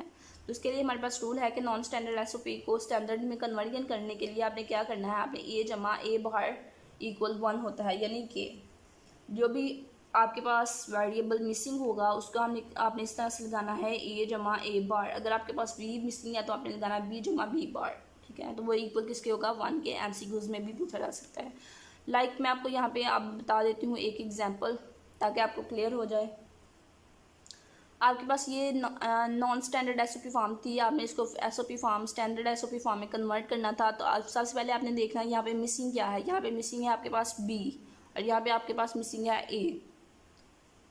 तो इसलिए हमने क्या किया, तो बी जमा बी बार जो है वो हमने यहाँ पे लगा लिया, बिकॉज बी यहाँ पे मिसिंग था और यहाँ पे ए मिसिंग था, तो ए जमा ए बार हमने लगा लिया। अब हम इसको थोड़ा सिंप्लीफाई करना है। सिंप्लीफाई कैसे करेंगे, तो ए और सी को हम मल्टीप्लाई करेंगे एक दफ़ा इस बी से और ए सी को एक दफ़ा मल्टीप्लाई करेंगे इस सी से। तो इस तरह से हमारे पास दो बी वाली ये टर्म बन गई। इसी तरह से हम बी सी को एक दफ़ा सिंपल ए से और एक दफ़ा ए बाहर से मल्टीप्लाई करेंगे, हमारे पास 4 जो है वो टर्म्स बन गई। इनको थोड़ा सिंप्लीफाई करके तो हमारे पास इस तरह से आंसर आ जाएगा। स्टैंडर्ड एसओपी फॉर्म अगेन उसी तरह से है स्टैंडर्ड एसओपी फॉर्म, ठीक है। और अगर इसमें एक्सप्रेशन के तमाम वेरिएबल जो हैं वो इन्वॉल्व नहीं होंगे तो वो हमारे पास स्टैंडर्ड फॉर्म नहीं होगी, ठीक है। और स्टैंडर्ड फॉर्म वही होगी जिसमें ईच वेरिएबल जो है वो इन्वॉल्व होगा। लाइक ये देखिए ए जमा बी सी, पहले आपने सबसे पहले देखना है कि एक्सप्रेशन में तमाम वेरिएबल्स इन्वॉल्व हैं, लाइक ए बी सी और क्या है डी। तो फर्स्ट टर्म में डी जो है वो इन्वॉल्व नहीं है, इट्स मीन कि ये एक स्टैंडर्ड एसओपी फॉर्म नहीं है।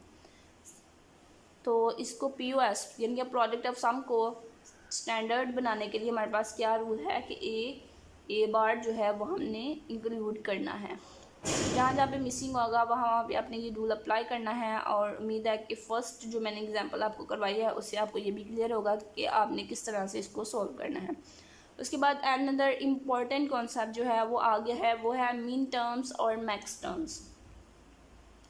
सबसे पहले मैं आपको बता दूं कि मिन टर्म और मैक्स टर्म है क्या। मिन टर्म क्या है, वो है SOP form, standard SOP form जो है वो एक मिन टर्म है, और स्टैंडर्ड पीओएस फॉर्म यानी कि स्टैंडर्ड प्रोडक्ट ऑफ सम जो है वो मैक्स टर्म है। ठीक है, उसके बाद ये टेबल है, टेबल को थोड़ा सा एक्सप्लेन कर देती हूँ, ठीक है, ताकि आपको थोड़ा क्लियर हो जाए आपका कॉन्सेप्ट। मज़ीद अगर आप मज़ीद सीखना चाहें पूरा टेबल तो आप वो वीडियो लेक्चर्स से देख सकते हैं। व्यू के लेक्चर्स लें, बहुत अच्छे लेक्चर्स है लेंथी लेकिन अच्छे लेक्चर्स हैं, ठीक है। तो ए बी सी 3 वैल्यूज़ है हमारे पास, और ये हमारे पास मीन टर्म है और ये मैक्स टर्म है, ठीक है। तो उसके बाद हमारे पास यहाँ पे बताया गया होगा, नहीं बताया।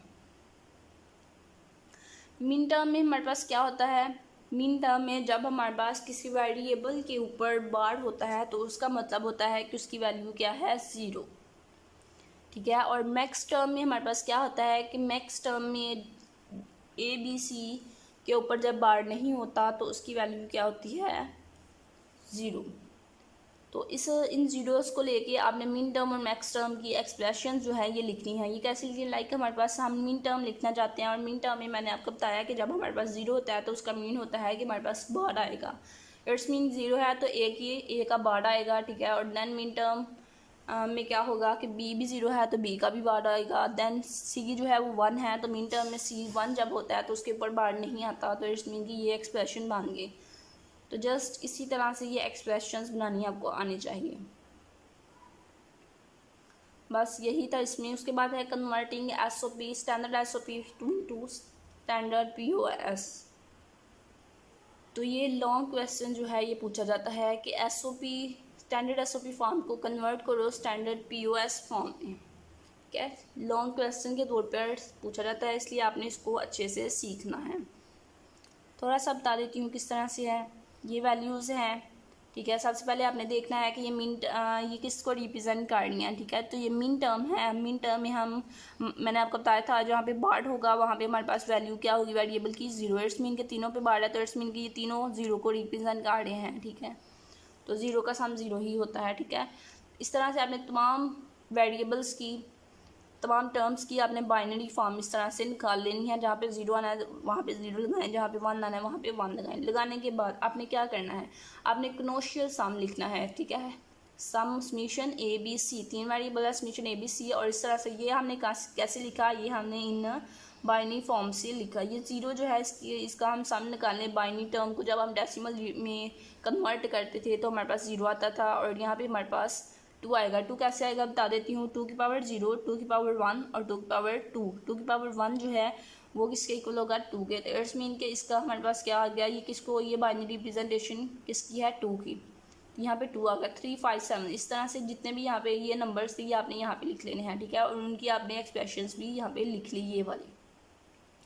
अब आपने देखना है कि जो नंबर यहाँ से मिसिंग है, ठीक है, वो नंबर आपने लिखने हैं, और उन नंबर्स की आपने जो है पीओएस फॉर्म लिखनी है, जिनकी मैक्स टर्म फॉर्म लिखनी है। और देन आपके पास जो है ये पीओएस जो था ये वाला, ये आपके पास कन्वर्ट हो गया किसमें, पीओएस में, प्रोडक्ट ऑफ सम्स में। और वो जो नंबर मिसिंग थे वो कौन से थे, लाइक ये देखें यहाँ पे 1 मिसिंग है, यहाँ पे 4 मिसिंग है, और यहाँ से 6 मिसिंग है, तो ये यहाँ पे आ गया कनोशियल प्रोडक्ट। उसके बाद आपने देखना है कनोशियल सम जो है उसको आप समीशन से रिप्रेजेंट करते हैं, और कनोशियल प्रोडक्ट आपको इस साइन से रिप्रेजेंट करते हैं। बहुत ही सिंपल मेथड था ये। तो उम्मीद है आपको क्लियर हो गया होगा। अगर आपको नहीं क्लियर हुआ तो आप मज़ीद ये यूट्यूब से लेक्चर लें या फिर व्यू के जो लेक्चर्स हैं वो लें। उसी तरह से अगेन बताया गया है, ये आपने जैसे मैंने आपको बताया वही आप एग्जांपल काट लें तो आपको क्लियर हो जाएगा। उसके बाद हमारे पास है कर्नफ मैप। कर्नफ मैप, सबसे पहले तो कर्नफ मैप की आपने डेफिनेशन करनी है, ठीक है। इसको ऑर्गेनाइज किया जाता है अरेज की फॉर्म में, और इसमें एडजेसेंट सेल्स होते हैं, और क्या होता है कि इसमें 2 3 और 4 एंड 5 वेरिएबल्स होते हैं। उसके बाद आपने देखना है 3 वेरिएबल कर्नफ मैप को आप किस तरह से रिप्रेजेंट कर सकते हैं, ये रिप्रेजेंटेशन आपने देखनी है। उसके बाद आपने एमसीक्यूज देखना है, 3 वेरिएबल के मैप में कितने सेल्स होते हैं, 8, बस यहाँ से देखना है। उसके बाद आपने 4 वेरिएबल कर्नफ मैप को किस तरह से रिप्रेजेंट कर सकते हैं वो देखना है। और इसमें कितने सेल्स होते हैं 4 वेरिएबल में 16। या MCQs के लिहाज से ये बता रही हूँ जो मैं सेल्स का बता रही हूँ। उसके बाद आप ग्रुपिंग किस तरह से कर सकते हैं, ठीक है, 2, 4, 8 और 6, 32, ठीक है, इस तरह से आप ग्रुपिंग कर सकते हैं वंस की। मीन टर्म्स में आप वंस की ग्रुपिंग करेंगे, मैक्स टर्म में आप ज़ीरो की ग्रुपिंग करेंगे, ये लाइन भी आपने याद रखनी है। उसके बाद ये हमारे पास आ गया स्टैंडर्ड SOP एक्सप्रेशन की मैपिंग। ये जो है ये इतना इम्पॉर्टेंट नहीं है बिकॉज ये एक लेंथी प्रोसेस है, तो आपने को जो चीज़ें मैंने आपको पीछे बताई हैं कर्नफ मैप के हवाले से वो चीज़ें बस आप देख लें। नेक्स्ट ये मैं तो आपको सजेस्ट करूँगी कि आप ये ना करें, फिर भी आप एक एग्जांपल जो है वो अपने वीडियो लेक्चर से सीख लें। एक एग्जांपल आप सीख लेंगे, नेक्स्ट एग्जांपल जो है वो आपको क्लियर हो जाएंगी। अगर ये एग्जांपल आपको आ ही जाए, ठीक है, आ भी जाए तो आपने क्या करना है, आपने उस एग्जांपल को फॉलो करना है जो आपने एक सीखी होगी। ये तमाम एग्जांपल्स जो हैं सीखने की ज़रूरत नहीं है, जस्ट एक एग्जांपल आप सीख लें तो आपको कॉन्सेप्ट जो है वो क्लियर हो जाएगा। उसके बाद don't care conditions. Don't care conditions कौन सी होती हैं? डोंट केयर कंडीशन जहाँ पे हम एक्स जो है वो पुट करते हैं वो हमारे पास डोंट केयर कंडीशन होती है। MCQs के लिहाज से ही पूछा जाएगा। लाइक ये देखें, ये हमारे पास डोंट केयर कंडीशंस हैं, जहाँ पे हम एक्स पुट करते हैं वो हमारे पास डोंट केयर कंडीशन होती हैं। ये हमारे पास डोंट केयर कंडीशन है, ठीक है। उसके बाद यहाँ से आपने कुछ नहीं करना। अगेन वही मैपिंग है, ये आपने नहीं करनी। अगेन वही एग्जांपल्स हैं जो कि आपने नहीं करनी, जस्ट एग्जांपल 1 जो है वो आप कर लें। उसके बाद आपको पता होना चाहिए कि 5 वेरिएबल कर्नफ मैप।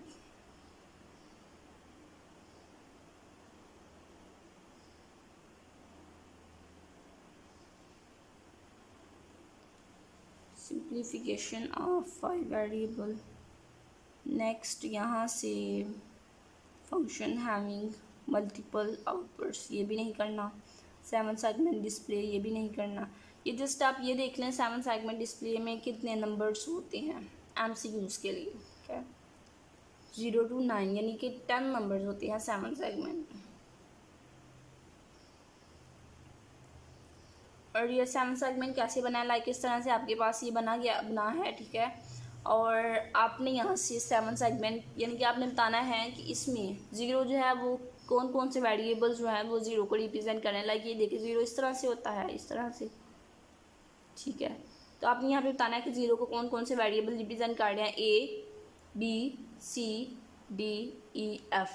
ये वेरिएबल जो हैं ये ज़ीरो को रिप्रेजेंट कर रहे हैं। अब हम देखें अगर हम 1 लगाते हैं, ठीक है, हम बताना चाहते हैं कि 7 सेगमेंट पे 1 जो है वो 1 को कौन से वेरिएबल्स जो हैं वो रिप्रेजेंट कर रहे हैं। तो 1 किस तरह से होता है, इस तरह से, ठीक है। तो इसमें कौन से वेरिएबल आए, B और C। तो बस यही है, ये आपको करने की ज़रूरत नहीं है। और ये 7 सेगमेंट 4 बिट 7 सेगमेंट डिकोडर जो है ये 4 बिट होता है। ये बस आप देख लें MCQs के लिए, मज़ीद यहाँ से आपको कुछ करने की ज़रूरत नहीं है।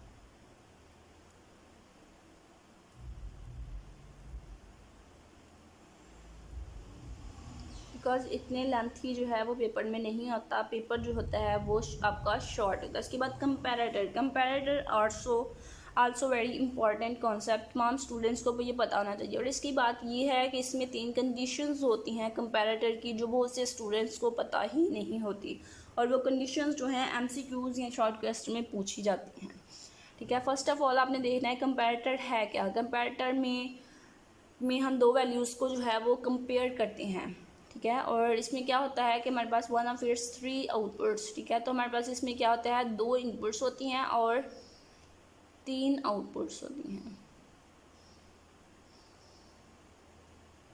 ठीक है। मल्टीपल इनपुट्स इसकी होती हैं और इसकी 3 आउटपुट होती हैं कंपैरेटर की। MCQs के लास्ट से ये भी लाइन आपने करनी है।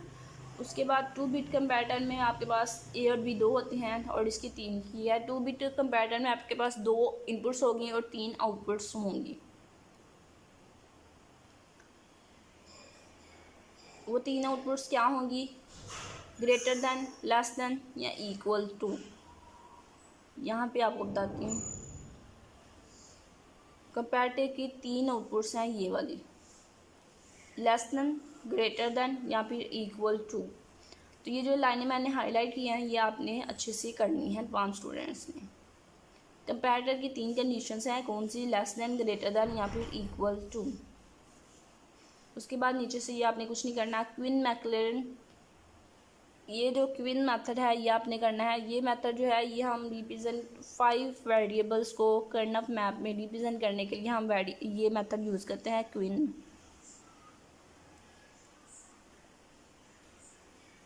ये जो है क्वीन मेथड के अबाउट आप यहाँ से रीड करना है आप,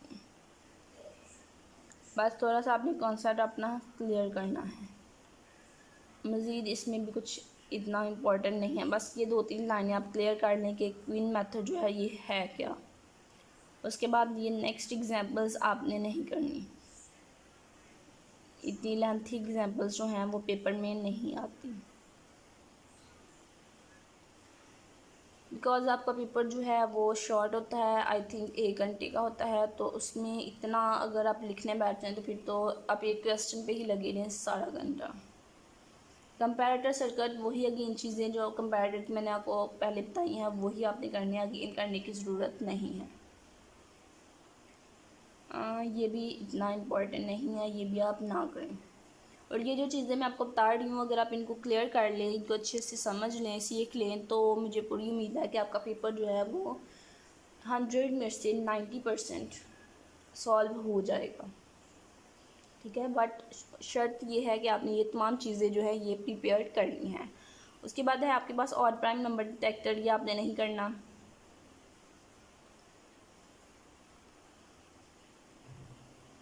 देखिए ना, इतनी चीज़ें हैं जो इतनी कॉम्प्लिकेटेड बनी हुई हैं और स्टूडेंट्स उसको रट्टा लगाते रहते हैं, ठीक है। उनको पता नहीं होता कौन सी चीज़ इंपॉर्टेंट है और कौन सी नहीं, ठीक है। वो तमाम चीज़ें करते रहते हैं और इस तरह से उनका टाइम जो है वो भी वेस्ट होता है। उसके बाद आपने ये लाइन देखनी है, ये MCQs के लिहाज से पूछ जाती है, यूनिवर्सल गेट के लिहाज से। उसके बाद इसमें भी ऐसा कुछ नहीं है जो याद किया जाए। नेक्स्ट भी कुछ नहीं है, मैं थोड़ा पीछे देख लूँ कोई चीज़ रह तो नहीं गई, कहीं ऐसा ना हो हमारी कोई चीज़ इम्पोर्टेंट हो और वो मिसिंग हो जाए। एडजस्टेंट वन डिटेक्टर, इसको थोड़ा सा बस आप देख लें, वैसे ये इतना इम्पोर्टेंट नहीं है, फिर भी ये आपको कॉन्सेप्ट थोड़ा सा होना चाहिए। आप 1-2 दफ़ा रीड कर लें इसे, ताकि अगर आपसे ये पूछा जाए तो आप इसको डिफ़ाइन कर सकें, आप इसको लिख सकें कि ये क्या है। नेक्स्ट इसमें कोई इतनी इम्पोर्टेंट चीज़ नहीं है, जो मैंने आपको बताया था बस आपने वही करना है।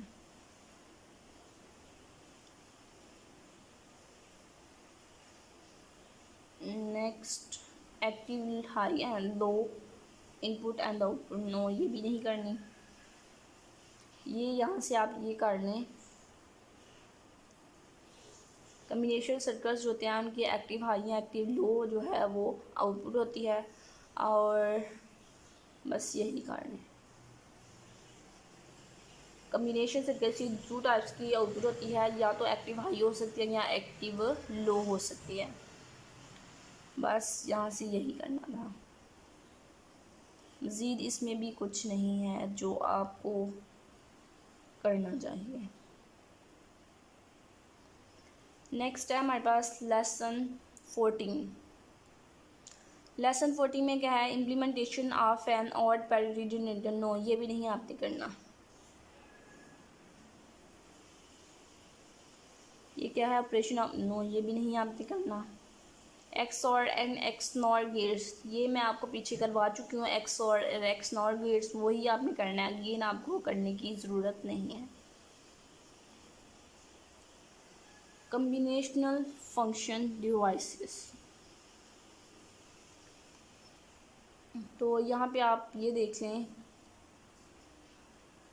कम्बिनेशनल सर्कल्स जो हैं वो क्या परफॉर्म करते हैं, ठीक है, कौन से फंक्शंस परफॉर्म करते हैं, addition, comparison, decoding, encoding, multiplexing, demultiplexing, ठीक है। तो बस ये आप नाम याद रख लें कि कम्बिनेशन फंक्शंस क्या हैं, कम्बिनेशनल सर्कल्स जो हैं वो क्या फंक्शंस जो हैं वो प्रोवाइड करते हैं। मज़ीद ये एक्स और नॉर ये हम पीछे रीड कर चुके हैं, अगेन बार बार रीड करने की ज़रूरत नहीं है। अनदर इम्पॉर्टेंट कॉन्सेप्ट जो है वो स्टार्ट हुआ है, वो क्या है, half adder and full adder.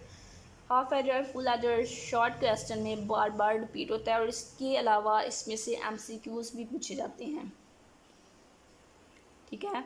तो यहाँ पे मैं आपको बता देती हूँ कि क्या है ये फुल एडर।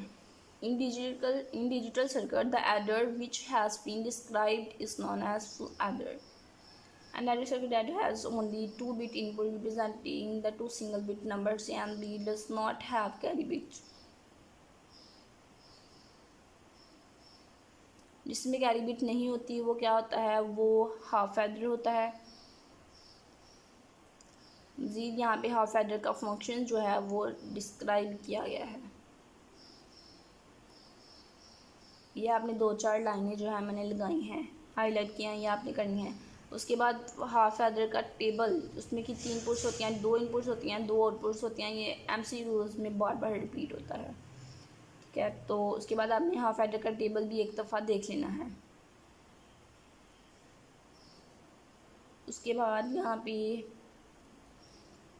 फुल एडर है, फुल एडर का भी आपने थोड़ी सी 1-2 लाइन रीड कर लेनी है और इसकी इनपुट और आउटपुट देख लेनी है किस में क्या आती हैं। इसमें फुल एडर में 3 इनपुट्स होती हैं और 2 आउटपुट्स होती हैं। ये MCQs के लास्ट से इंपॉर्टेंट क्वेश्चन है, ये आपने देखना है। उसके बाद यहाँ से भी आपने कुछ नहीं करना, बस फुल एडर और हाफ एडर का आपने कॉन्सेप्ट जो है वो अपना क्लियर रखना है। इम्पॉर्टेंट क्वेश्चन है वो full adder and half adder. उसके बाद से लुक अहेड कैरी सर्किट्स किस लिए हम यूज़ करते हैं, प्रोपगेशन डिले को ओवरकम करने के लिए, ठीक है। तो ये यहाँ तक आप कर लिए, बस इसका भी आपने जस्ट कॉन्सेप्ट लेना है कि ये है क्या, ताकि अगर आपको ये पेपर में पूछ लिया जाए तो आप इसको थोड़ा एक्सप्लेन कर सकें कि ये है क्या। जब आपने 1-2 दफ़ा इसको रीड किया होगा तो आपको पता होगा। नेक्स्ट क्या है, नेक्स्ट आपने इसमें से कुछ नहीं करना, MSI एडर्स।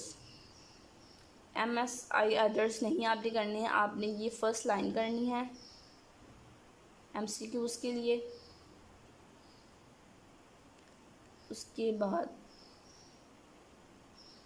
उसके बाद आपने यहाँ से कुछ नहीं करना।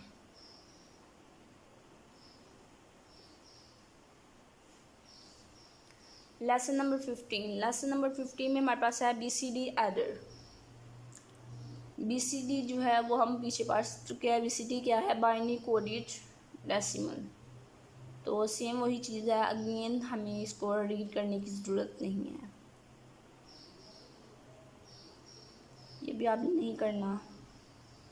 2 डिजिट BCD एडर, ये भी नहीं करना। Subtraction 2's complement 1's complement और ये तमाम चीज़ें जो हैं ये हम पीछे रीड कर चुके हैं। 4 बिट एडर,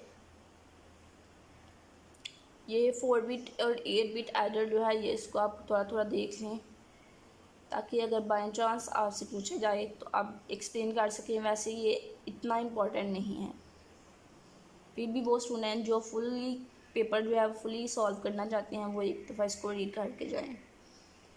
ALU क्या है, अरिथमेटिक एंड लॉजिकल यूनिट। ये आपने MCQs के लिए याद रखना है। ALU क्या है, अरिथमेटिक एंड लॉजिकल यूनिट। उसके बाद यहाँ से भी आपने कुछ नहीं करना। कैरी लुक अहेड हम पहले कर चुके हैं, आपने वही करना है, अगेन करने की ज़रूरत नहीं है। अगेन चीज़ें वही बार बार बताई गई हैं, बस थोड़ा सा उनको अगेन डिफरेंट मेथड से एक्सप्लेन किया, जिसकी वजह से स्टूडेंट्स क्या होते हैं वो परेशान हो जाते हैं कि पता नहीं ये क्या नई चीज़ आ गई है, ठीक है। ये 16 बिट ALU ये आपने नहीं करना।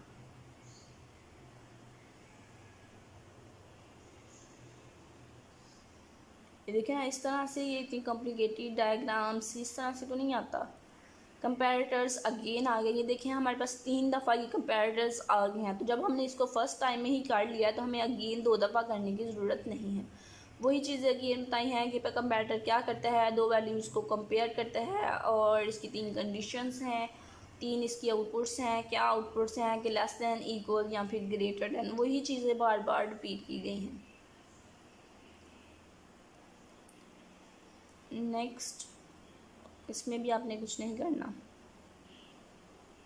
Iterative circuit based comparator as primary input and output scanning, नहीं ये नहीं आपने करना। MSI 4-bit कंपैरेटर, ये भी नहीं करना। डीकोडर, अनदर इम्पॉर्टेंट कॉन्सेप्ट आ गया है डीकोडर, ठीक है। डीकोडर क्या है? डीकोडर की आपने यहाँ से ये सारी लाइंस करनी है, इतनी कर लें, ठीक है। देन डीकोडर्स जो हैं उनकी, ये डीकोडर्स की जो फर्स्ट लाइन है ये MCQs के लिहाज से वेरी इंपॉर्टेंट है कि डीकोडर में मल्टीपल इनपुट्स होती हैं और मल्टीपल ही आउटपुट्स होती हैं। उसके बाद बेसिक डीकोडर, डीकोडर की कुछ वेरिएशंस हैं, यानी कि उसकी कुछ एप्लीकेशंस हैं, ठीक है। Instruction decoder, selection and binary decoder. तो बाइनरी डीकोडर की आपने ये फर्स्ट लाइन देखनी है MCQs के लिहाज से, ये वाली, ठीक है। इसमें n इनपुट और 2 की पावर n जो है वो आउटपुट्स होती हैं।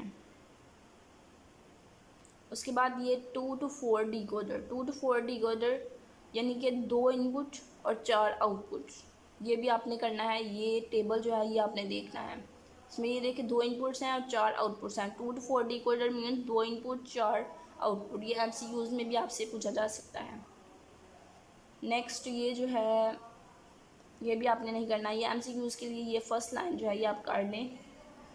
इसमें कितनी, ये जो चिप है MSI चिप है, इसमें कितनी इनपुट्स और कितनी आउटपुट्स होती हैं, बस। मज़ीद इसमें भी आपको कुछ करने की ज़रूरत नहीं है। लेसन नंबर 17, लेसन नंबर 17 में हमारे पास अगेन 3 to 8 डीकोडर है। 3 to 8 इट्स मीन कि 3 इनपुट हैं और 8 आउटपुट्स हैं। मज़ीद इसमें भी कुछ करने की ज़रूरत नहीं है, बस आप याद रखना है 3 to 8 जो है उसका मतलब क्या है। उसका मतलब है कि 3 इनपुट और 8 आउटपुट। नेक्स्ट, इसमें से कुछ नहीं करना आपने। ये आप देख सकते हैं जो चीज़ें मैं आपको बता रही हूँ ना, ये आप पास्ट पेपर्स में भी देख सकते हैं कि यही चीज़ें आपको बताई गई हैं क्वेश्चन के हवाले से जो पूछी गई हैं पास्ट पेपर में। पहले जो पेपर हुए थे उन पे जो क्वेश्चंस पूछे गए हैं वो आपको सेम यही क्वेश्चन पूछे गए हैं जो मैं आपको बता रही हूँ। उसके बाद ये 7 सेगमेंट डीकोडर, ये हमने पीछे कर लिया था। अगेन हमें बार बार करने की ज़रूरत नहीं है। उसके बाद आपने ये याद रखना है कि RBI क्या है। ये रिपल ब्लैंकिंग इनपुट, ये MCQs में पूछा जाता है। BCD to decimal decoder, again वही चीज़ें। इनकोडर, डीकोडर पहले हमने किया था, अब हमने करना है encoder. Another very important concept, decoder and decoder. Encoder and decoder का आपको डिफरेंस भी पूछा जा सकता है या फिर इनको अलग अलग पूछा जा सकता है, ठीक है। उसके बाद ये जो इनकोडर है इसकी भी कुछ वेरिएशंस हैं, ठीक है। इसकी भी कुछ टाइप्स हैं। तो फर्स्ट टाइप क्या है? Binary decoder. और ये आपने फर्स्ट लाइन याद रखनी है। जो हमने पहले बाइनरी डीकोडर देखा था उसमें हमारे पास क्या था कि उसमें हमारे पास n इनपुट्स थी और 2 की पावर n जो थी वो आउटपुट थी। लेकिन बाइनरी इनकोडर में बिल्कुल चेंज है। इसमें क्या है, 2n इनपुट्स हैं और n आउटपुट्स हैं। ये आपने लाइन जो है ये याद रखनी है, MCQs में बार बार रिपीट होती है, इम्पॉर्टेंट MCQs है। उसके बाद नेक्स्ट आपने कुछ नहीं करना यहाँ से। ये इतना कॉम्प्लिकेटेड जो है ये नहीं पेपर में पूछा जाता। उसके बाद यहाँ से भी आपने कुछ नहीं करना। Multiplexer, multiplexer also very important concept, तमाम स्टूडेंट्स ने करना है। Decoder, encoder and multiplexer. Multiplexer की यहाँ से आपने कुछ लाइंस करनी है। मल्टीप्लेक्सर्स को डाटा सेलेक्टर भी कहते हैं और इनका मेन यूज़ क्या है ये भी आपने देखना है। बहुत से स्टूडेंट्स को पता ही नहीं होता कि मल्टीप्लेक्सर जो है उसको डाटा सेलेक्टर कहते हैं, ठीक है। ये भी आपसे पूछा जा सकता है मल्टीप्लेक्सर को डिफ़ाइन करें या फिर डाटा सेलेक्टर्स को डिफ़ाइन करें, ठीक है। तो मल्टीप्लेक्सर ही डाटा सेलेक्टर्स होते हैं, ये आपको पता होना चाहिए। देखिए यहाँ पे लिखा है डाटा सेलेक्टर्स, ठीक है। तो ये जब आप 4 लाइनें रीड करेंगे तो इसमें आपके 3 क्वेश्चन जो हैं वो क्लियर हो जाएंगे। एक तो ये कि मल्टीप्लेक्सर क्या है, सेकंड डाटा सेलेक्टर क्या है, या फिर ये कि मल्टीप्लेक्सर का, ये डाटा सेलेक्टर का यूज़ क्या है, 3 क्वेश्चन इस क्वेश्चन में से पूछे जाते हैं। तीनों लिहाज से जब आप वो 4 लाइनें करेंगे तो आपका क्लियर हो जाएगा। उसके बाद इधर से भी आपने कुछ नहीं करना, बस जो बेसिक चीज़ें होती हैं ना वही आपसे पूछी जाती हैं, ज़्यादा कॉम्प्लिकेटेड नहीं पूछा जाता। ये नेक्स्ट जो है ये भी आपने नहीं करना। 8 बिट मल्टीप्लेक्स ये भी नहीं करना। 16 बिट इनपुट मल्टीप्लेक्स,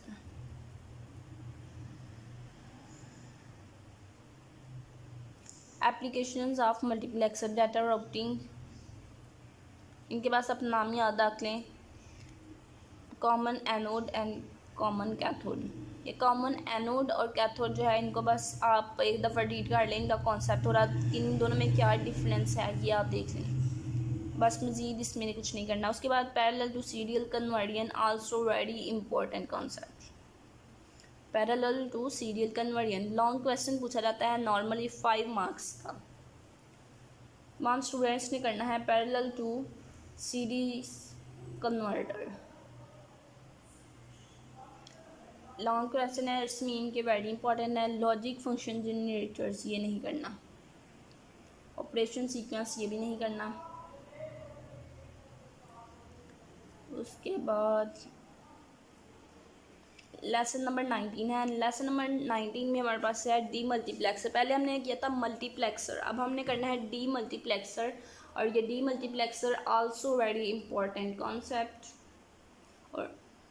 और मल्टीप्लेक्सर जो हमने देखा था उसमें हमने देखा था कि उसको डाटा सेलेक्टर भी कहते हैं, और ये जो डी मल्टीप्लेक्सर है इसको हम डाटा डिस्ट्रीब्यूटर भी कहते हैं। इसमें भी आपसे 3 क्वेश्चन पूछे जा सकते हैं। ये कि डी मल्टीप्लेक्सर को डिफ़ाइन करें, या डी मल्टीप्लेक्सर का फंक्शन या पर्पस जो है वो डिफ़ाइन करें, या फिर डाटा डिस्ट्रीब्यूटर क्या होते हैं। ठीक है, तो इसलिए आपने ये 4 लाइनें जो हैं ये भी अच्छे से करनी हैं। उसके बाद डी मल्टीप्लेक्सर की भी हमारे पास कुछ एप्लीकेशंस हैं। प्रोग्राम PLDs, मैंने आपको फर्स्ट लेक्चर में जब मैंने देखा था PLDs, मैंने आपको कहा था कि ये हम लास्ट में रीड करेंगे।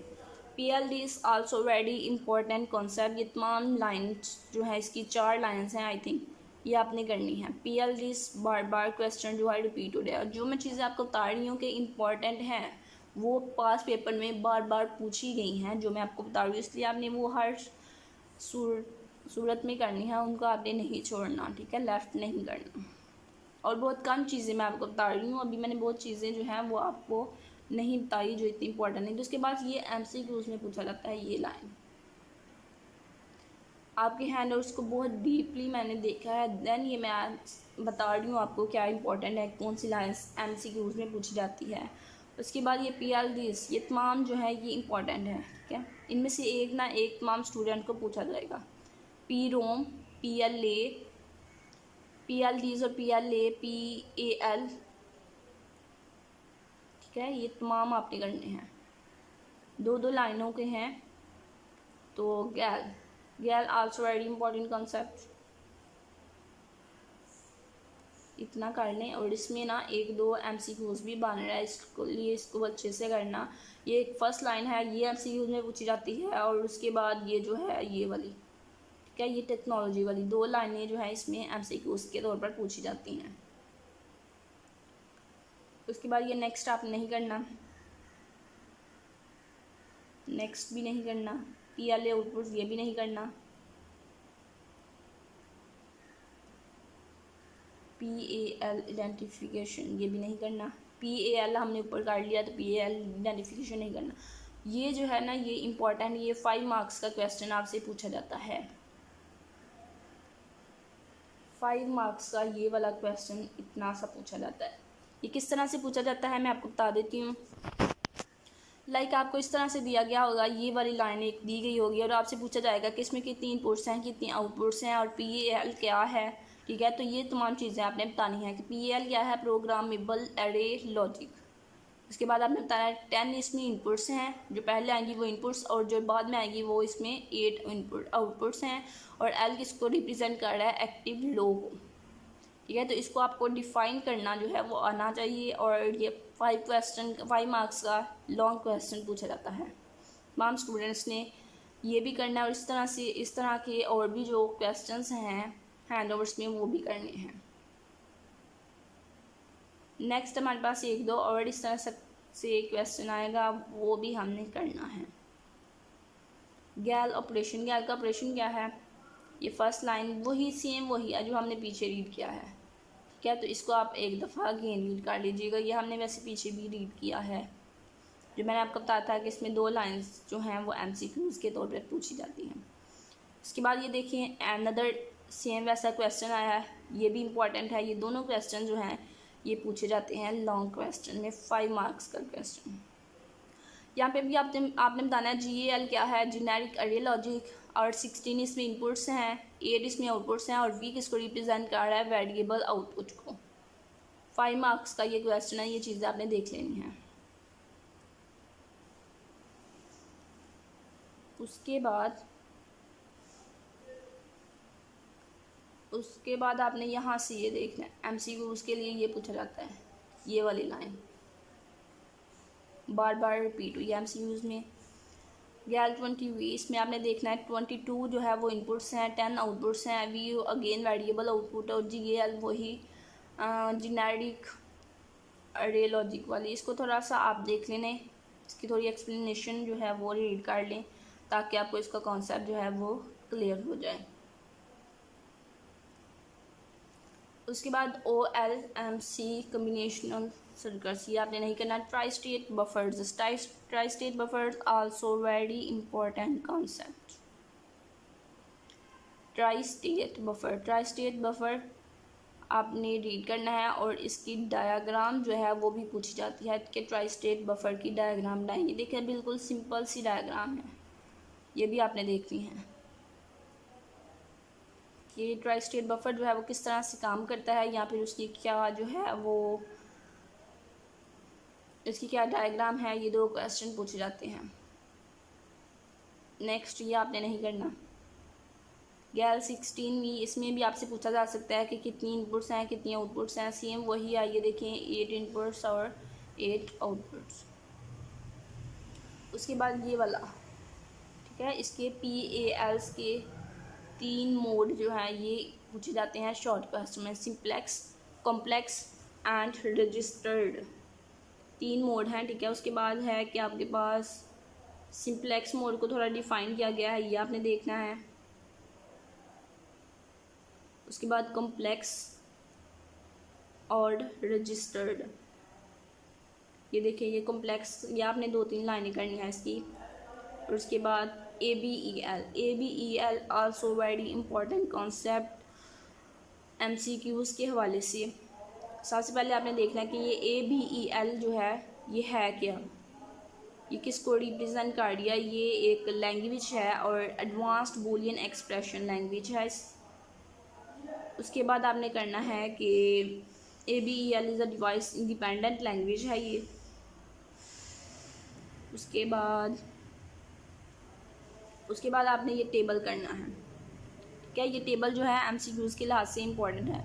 लाइक ABEL लैंग्वेज जो है इसमें हम नॉट गेट को किससे रिप्रेजेंट करते हैं, इससे, एंड को इससे, और को हैश से, और XOR को डॉलर से। ये चीज़ें आपने याद रखनी है कि इन लॉजिक ऑपरेशंस को ABEL सिंबल में हम किस तरह से रिप्रेजेंट करते हैं। MCQs में भी पूछा जा सकता है। उसके बाद उसकी नोटेशंस, ठीक है। अगर हमारे पास A बार है तो बार क्या है, हमारे पास नॉट है, और नॉट को हमने देखा था कि हमने इससे रिप्रेजेंट करना, तो इसके A से पहले हम ये लगाएंगे। इसी तरह से हमने देखा था कि और यानी कि जमा को हम किससे रिप्रेजेंट करते हैं, हैश से, दरमियान में हैश आएगा। तो ये रिप्रेजेंटेशन आपने जो है ये देखनी है। उसके बाद यहाँ पे 2-3 रूल्स लिखे हैं ABEL के, ये आपने तमाम स्टूडेंट्स ने देखने हैं, MCQs के लिहाज से पूछे जाएंगे। उसके बाद नेक्स्ट यहाँ से आपने ये नहीं करना, ये यहाँ पे MCQs के लिए आपने करना है equal is a relational operator. मज़ीद इसमें कुछ नहीं है। उसके बाद आपने ट्रूथ टेबल शॉर्ट क्वेश्चन पूछा जाता है और बहुत से स्टूडेंट्स को पता ही नहीं होता कि ट्रूथ टेबल की डेफिनेशन हैंडआउट्स में कहाँ है। तो ये एक ट्रूथ टेबल की डेफिनेशन है, शॉर्ट क्वेश्चन, वेरी इंपॉर्टेंट है, ये बार बार रिपीट होता है, तो इसकी आपने डेफिनेशन देख लेनी है। उसके बाद टेस्ट वेक्टर्स, टेस्ट वेक्टर को भी आप थोड़ा सा बस रीड कर लें ताकि अगर बाई चांस आपको पेपर में आ जाए तो आप इसको लिख सकें। नेक्स्ट ये डेक्लेरेशन कैसे करते हैं, ठीक है। तो यहाँ ये पूछा जा सकता है कि डेक्लेरेशन कैसे करते हैं, या ये पूछा जा सकता है कि इस डेक्लेरेशन को आप डिफ़ाइन करें कि यहाँ पे डिकोडर क्या है, डिवाइस क्या है और ये क्या है, ठीक है। तो इसको डिफ़ाइन आपने किस तरह से करना है, ये 3 लाइनों से, बस ये 4 लाइनें यहाँ से आपने करनी है। उसके बाद आपने ये याद रखना है कि पिन क्या है। पिन इज़ अ कीवर्ड जो अपर या लोअर केस में हम लिखते हैं। Pin is a keyword, MCQs के लिहाज से ये आपने देखना है। उसके बाद यहाँ पे ऐसा कुछ नहीं है जो आपको करना है। अगेन ये देखें वही चीज़, ये हम पीछे देख के आए हैं ना, 3 मोड्स होते हैं PAL के, सिंप्लेक्स, कॉम्प्लेक्स, डुप्लेक्स, तो वही अगेन बताए गए हैं। ये देखिए सिंप्लेक्स, ये हमने पीछे काट लिया था, अगेन करने की ज़रूरत नहीं है। उसके बाद कॉम्प्लेक्स मोड भी हमने पीछे किया था, वो भी नहीं करना। ABL का इंट्रोडक्शन ये हम करके आए हैं, टेबल्स भी। ये देखिए अगेन सेम वही लेसन जो है, वही लेक्चर जो है वो रिपीट हुआ है। ट्रूथ टेबल की डेफिनेशन ये भी हमने की है, अगेन नहीं करनी। तो चीज़ें बार बार वही हैं और स्टूडेंट्स जो हैं वो परेशान हो जाते हैं कि पता नहीं अब क्या है। यहाँ पे इस लेक्चर में तमाम लेक्चर जो है वो सेम उसी तरह से, बस यहाँ पे ये एक लाइन जो है ये न्यू आई है और ये लाइन जो है इतनी इम्पोर्टेंट भी नहीं है। लास्ट लेक्चर मिड टर्म की प्रिपरेशन का लास्ट लेक्चर है 22। इसमें आपने क्या करना है, 1/4 मल्टीप्लेक्सर जो है ये इंपॉर्टेंट है, ये शॉर्ट क्वेश्चन में पूछा जाता है। बहुत से स्टूडेंट्स को पता ही नहीं होता कि ये है कहाँ पे, ठीक है। तो ये 1/4 मल्टीप्लेक्सर बहुत इंपॉर्टेंट शॉर्ट क्वेश्चन है, इसको आपने करना है। उसके बाद यहाँ नीचे से आपने कुछ नहीं करना। Sequential circuits also important concept, ये आपने रीड करना है। और ये लॉन्ग क्वेश्चन भी पूछा जाता है। कम्बिनेशनल सर्किट्स, यहाँ पे सिक्वेंशियल सर्किट का डिफरेंस भी पूछा जा सकता है और इनको अलग अलग भी पूछा जा सकता है। उसके बाद parallel to serial conversion, I think ये हमने पीछे भी किया था बट आप अगेन कर लीजिएगा। पैरेलल टू सीरियल कन्वर्जन मैंने आपको बताया था पीछे भी कि ये इंपॉर्टेंट है। उसके बाद मैंने आपको बताया था सिक्वेंशियल सर्किट की डेफिनेशन, ये आपने दोनों लाइनें करनी है, ठीक है। उसके बाद latches and flip flop also another important. Latch क्या है, लैच टेम्परेरी स्टोरेज है जो स्टेट्स को स्टेबल रखती है और फ्लिप फ्लॉप भी इसी में आ जाएगा। ये 2-4 लाइनें मैंने आपको बताई हैं, तमाम स्टूडेंट्स ने करनी है। उसके बाद ये एक लास्ट लाइन भी करनी है, इंफॉर्मेशन को डिटेन करता है। ये लास्ट लाइन जो है ये MCQs में भी रिपीट होती है बार बार। उसके बाद नैंड गेट, ये आप 1-1, 2-2 लाइन कर लीजिए। वैसे ये जो अभी हम ये लैचेस कर रहे हैं ना, ये फाइनल टर्म में मोस्टली फाइनल टर्म में पूछी जाती हैं और मिड टर्म में इसमें से MCQs पूछे जाएंगे। ये टेबल आपने करना है, इस टेबल में से MCQs पूछे जाएंगे। उसके बाद ये नैंड गेट की भी 1-2 लाइन आपने बस रीड कर लेनी है और उसके बाद आपने इसका भी टेबल करना है। इसके भी टेबल से MCQs पूछे जाएंगे। ये टेबल कब इनवैलिड होगा, कब QT होगा, ठीक है। तो ये आपने बस देखना है MCQs के लिए। उसके बाद लेक्चर 23 है। लेक्चर 23 हमारा फाइनल टर्म का लेक्चर है, तो इट्स मीन हमारा मिड टर्म का सिलेबस कंप्लीट हो गया। तो उम्मीद है आप ये तमाम चीज़ें प्रिपेयर करेंगे और अपना पेपर जो है वो अच्छे से अटैम्प्ट करेंगे। और अगर ये तमाम चीज़ें आप अच्छे से प्रिपेयर करते हैं तो मुझे पूरी उम्मीद है कि आपका पेपर जो है वो 100/100 जो है वो करेक्ट होगा। इसके बाद ये आप सब्जेक्टिव तैयारी करें। इसके बाद मैं आपको MCQs जो हैं चैप्टर वाइज, लेक्चर वाइज जितने भी MCQs, आई थिंक 100 MCQs मैं आपको प्रोवाइड करूँगी जिनको आप प्रिपेयर करके MCQs में भी फुल बाय फुल ले सकते हैं। चैनल को सब्सक्राइब करें और वीडियो को लाइक करें ताकि चैनल को सब्सक्राइब करके ताकि जब भी मैं आपको MCQs की जैसे ही मैं वीडियो बनाऊँ तो आप उसका आपको नोटिफिकेशन मिले, आप उसको प्रिपेयर करें और अपना पेपर अच्छे से अटैम्प्ट करें। अपने फ्रेंड्स को भी ये वीडियो रेकमेंड करें ताकि उनका भी भला हो, उनका भी पेपर अच्छा हो।